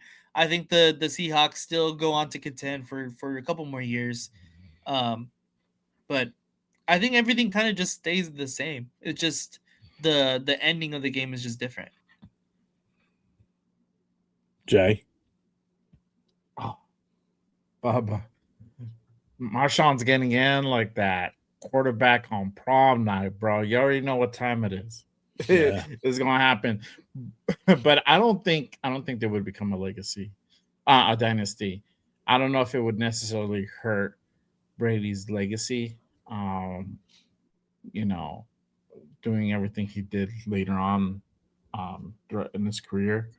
But yeah, that's probably the one he would have wanted back for sure. And it's just like it's so heavily criticized, especially on Pete Carroll, that he decided to go ahead and pass as opposed to giving it to Marshawn. Basically, Marshawn was like on fire the whole fucking game, and they didn't trust him at the one. So that would have been almost an automatic 6. However you wanted to go ahead and line that up, scheme wise, he would have got in. You give him an inch, he's gonna go ahead and get in. So it would have changed the outcome, but I don't know if the Seahawks being a dynasty so hard. Literally, I think probably I hate to say it, only probably the Patriots were able to kind of achieve that. And then I don't even think the Chiefs were on that same level as a Patriots. Close, but no, I don't think they're on that kind of level. But I'm biased, so I don't know. But yeah, most are saying he gets in. They're all saying he runs it in. I see him getting in. I don't see them stopping him. Does it change does it make them a legacy? No. Do I think they're back in it the following year? Probably. Mm-hmm. If they win that, does that help Russell Wilson's case to make him a little bit more relevant in the NFL? Yeah, I think so. But I think it does more for Marshawn, to be honest with you. I don't think you see him leave. I think you see him stay there and finish his career in Seattle. I see that it changes a lot of things for those players on that team if they win that Super Bowl. Mm-hmm. Marshawn would be the hero, plain and simple. If he would have thrown and gotten the touchdown instead of the interception, Russell Wilson obviously would have been the hero. That would have changed things for him too. But yeah, so I think they definitely definitely get in. Let me ask you this, Jeff. So if Marshawn would have got it in, and he would have stayed in Seattle for a while longer, do you think he would have came over to Oakland? You think he would never come to Oakland? I think he would have stayed. I think he would have stayed in Seattle because they had something going there where they could have built on that for a couple of years, where they would have been more relevant. I don't think you'd see him. I think he would have finished his career in Seattle, or Seattle would have just ended ties with him. What about you? I think you would have seen him stay. I think he still ends up going to the Raiders for that 1 year. Considering 1 year, that they were leaving Oakland, that's the reason why he went. I still think that he goes. Yeah. Yeah. All right. If you say that, yeah, I get that part then.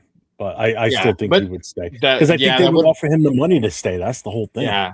And some players, they at this point they want the money. But getting that ring would have helped him make that decision. Because if he got the ring, then he might have been more freely to want to, explore.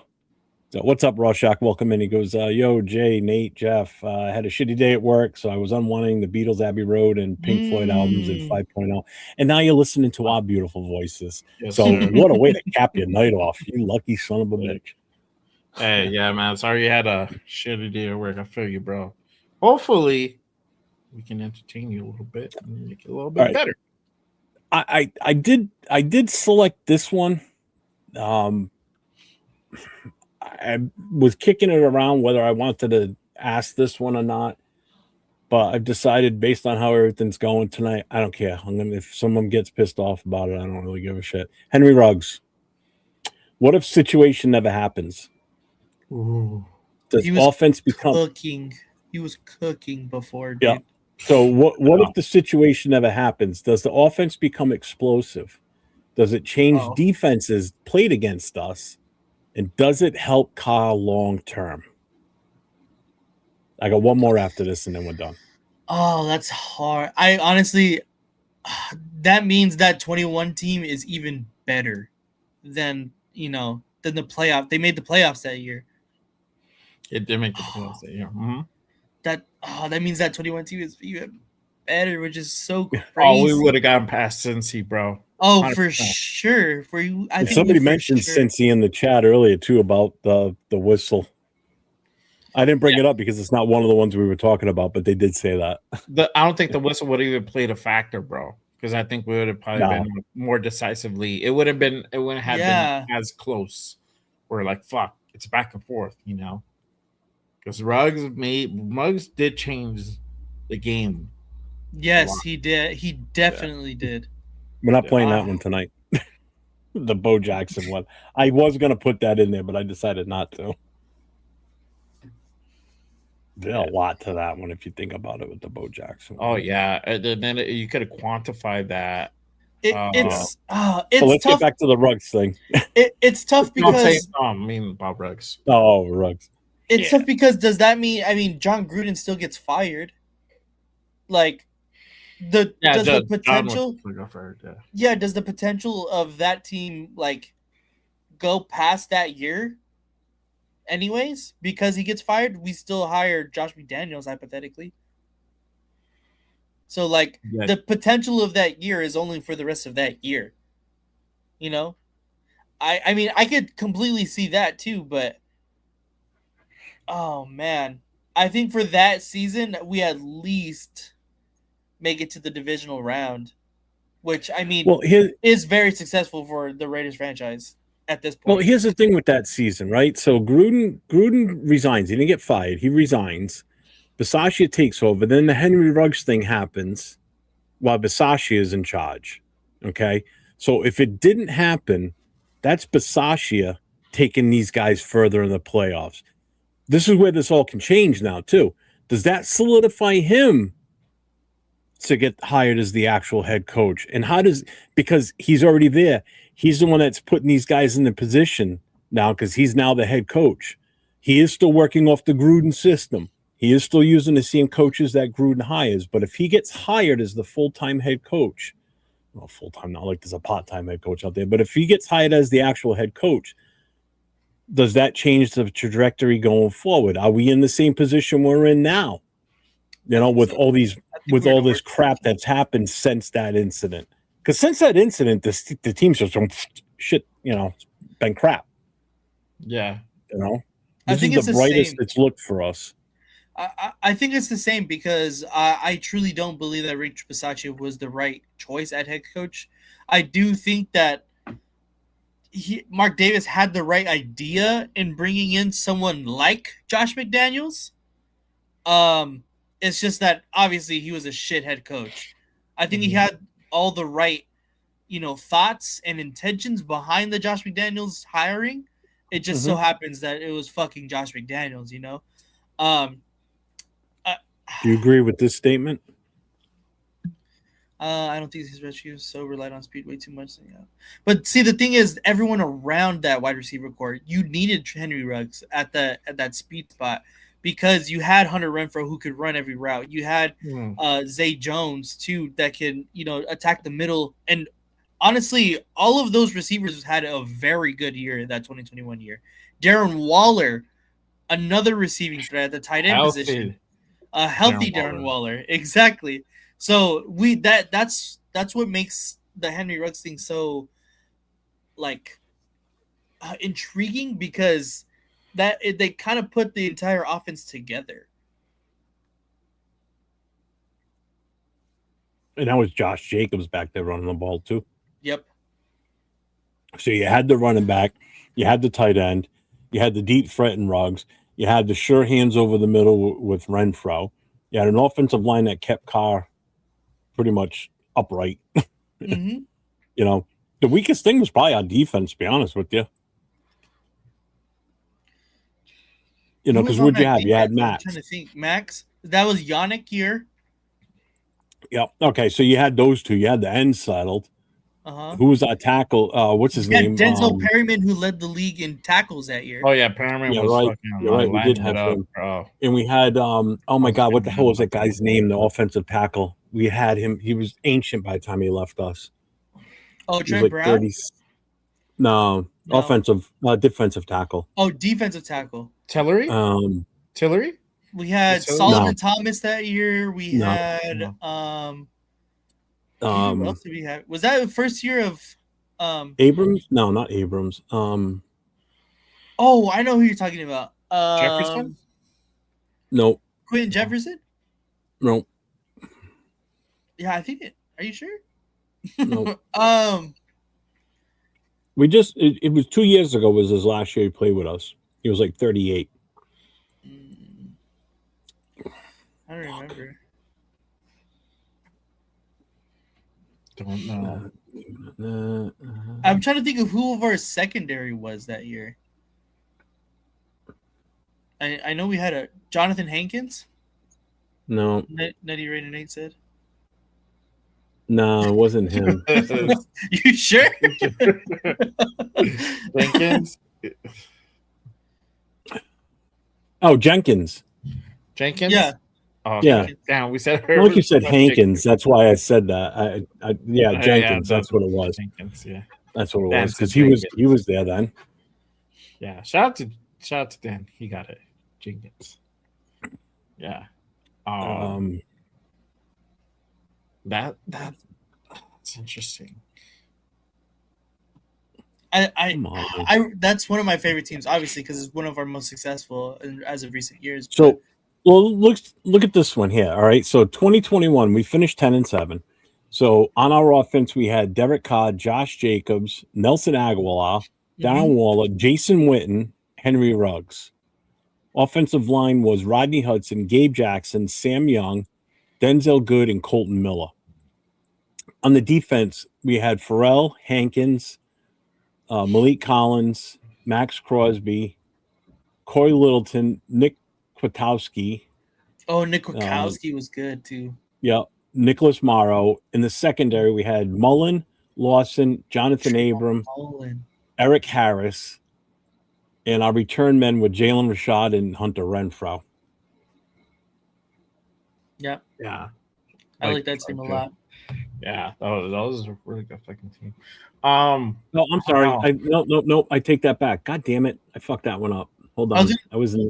I moved down when I went to the defense. So defense was Ngakoue, Hankins, Quentin Jefferson, and Maxx Crosby. Linebackers were Littleton, Perryman, and KJ Wright. Faison, Howard, Abram, and Mooring were the secondary. And then it's still Renfro and Rashad.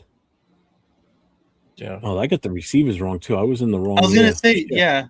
Yep. So it was Derek Carr, Josh Jacob, Brian Edwards, Zay Jones, Hunter Renfro, and Darren Waller.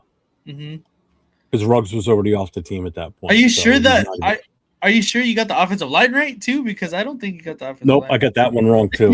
I looked at, you know what it was? I just moved down the year by accident. Offensive line was left tackle Miller, left guard Simpson. Andre James was the center. That's why. Yeah, I remember. This was the Alex Leatherwood, right guard, and Brandon Parker, right tackle.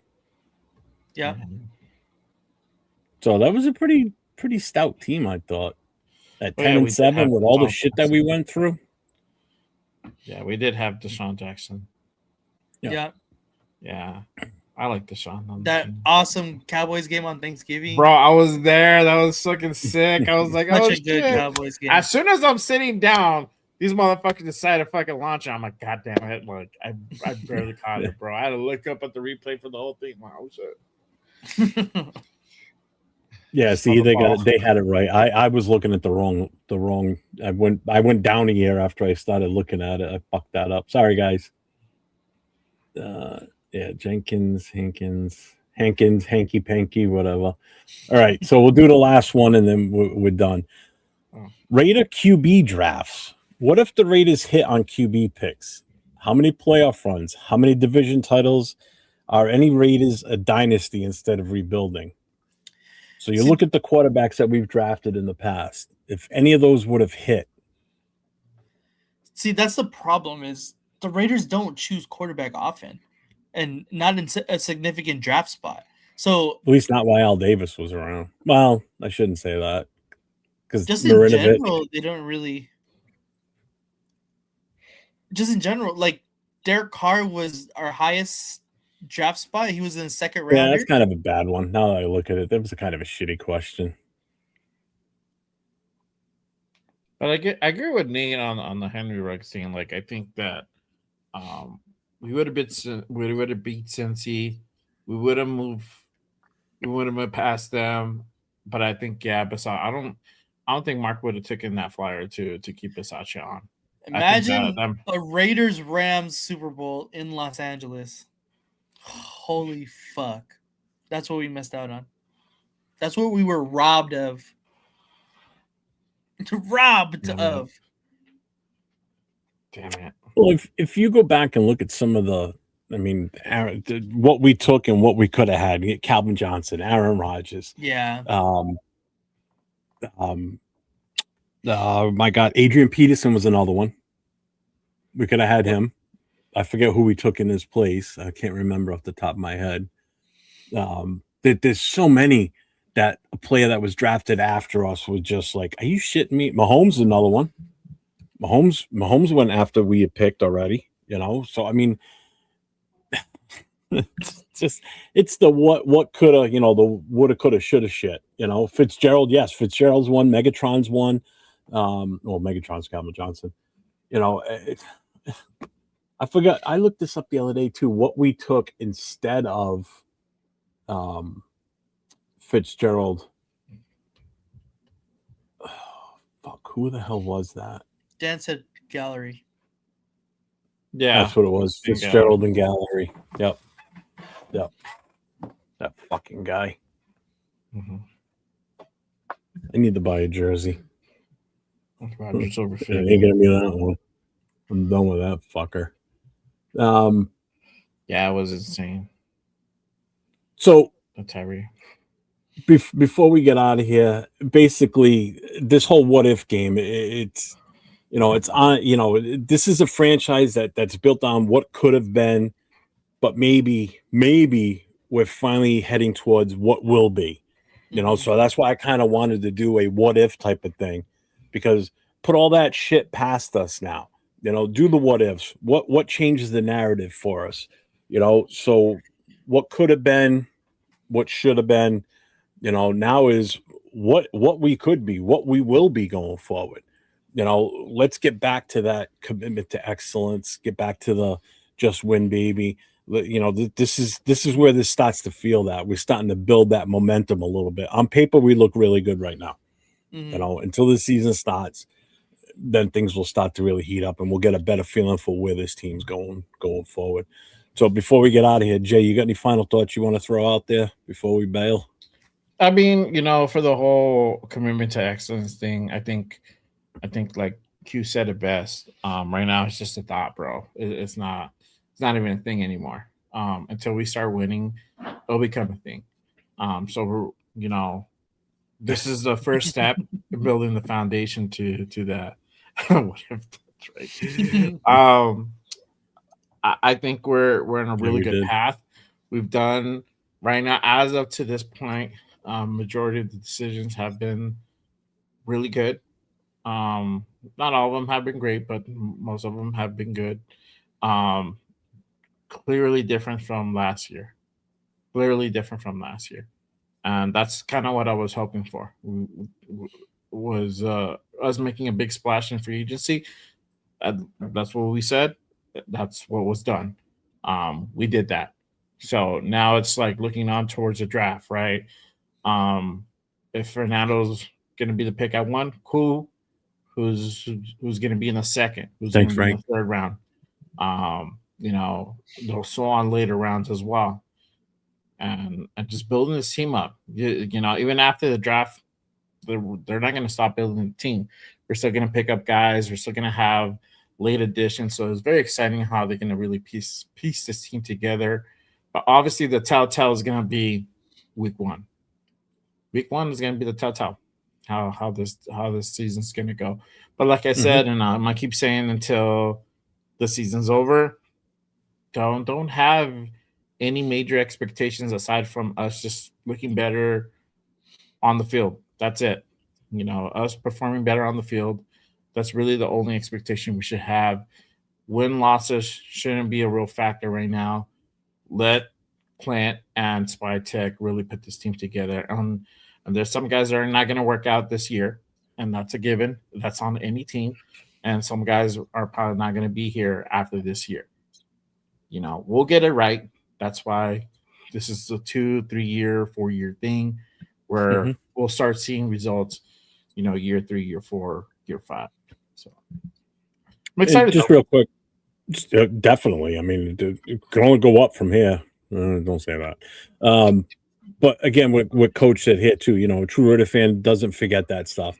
And this is where knowing your Raider history, whether you're a new fan or you're an old fan, know your history, know what happened in the past, to help you understand why we were where we were, why some of us feel the same way the way we do now, especially if you're a new fan. If you're a new fan, God bless you, because this isn't an easy team to follow right now. If you're a new fan, just hang in there, But go ahead, Nate. What's your final thoughts?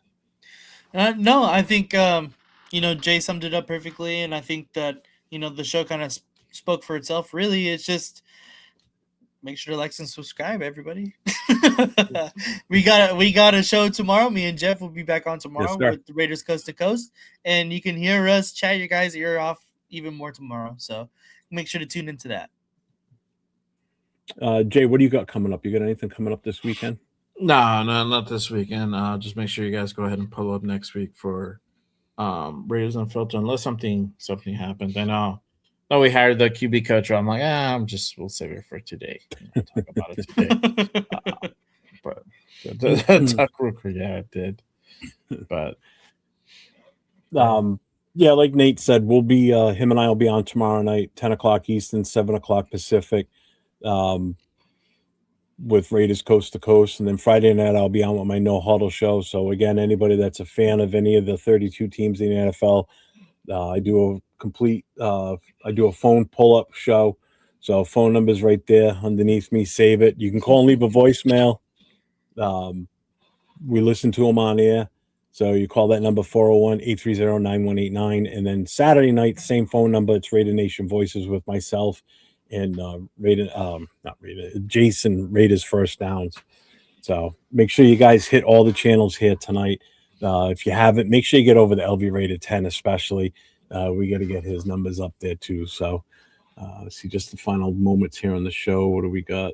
Stay safe, be dangerous. Gruden should have never had the final say in the draft. Yeah, I don't disagree with that one. The maddening thing about 2011 season that all the Raiders had to do was win either one of those two games. They make the playoffs. That was when they had three-way tie. Yep. All right, everybody. Everyone have a wonderful evening. Thank you for being here. Thank you for the super chats tonight. Thanks to all the moderators. Thanks to all the new subs. We appreciate you all, and stay safe. Go Raiders. See you next week. Raider Nation. It's time to connect. Leo, Jay, Nate, Jeff, right. Yeah, silver and black. The crew is insane. Breaking down the madness before you can blink. Another week, wow, another storyline. But the Raider connection keeps it all in line. From Vegas nights to the East Coast grind, we talk that truth, no filter, no rewind. Four voices strong, so buckle in tight. It's time to bring the nation to life tonight. This is a Raider Connection show, where the silver and black stories flow. Leo, J, Nate, and Jeff on go, breaking every play down blow by blow. R-N-4-L, you already know. Welcome to the Raider Connection show. Leo with the facts, breaking down the scene. Jay brings a fire, keeping takes real mean. Nate on the road with the vibe and the view.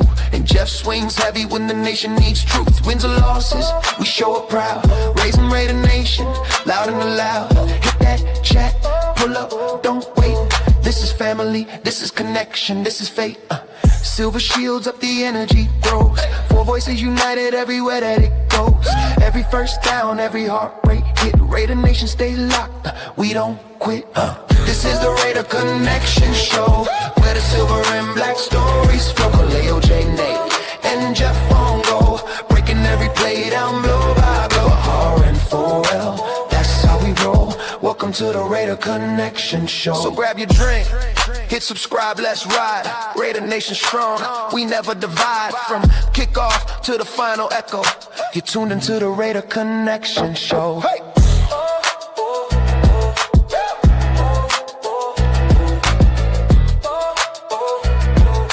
Tuned into the Raider Connection show.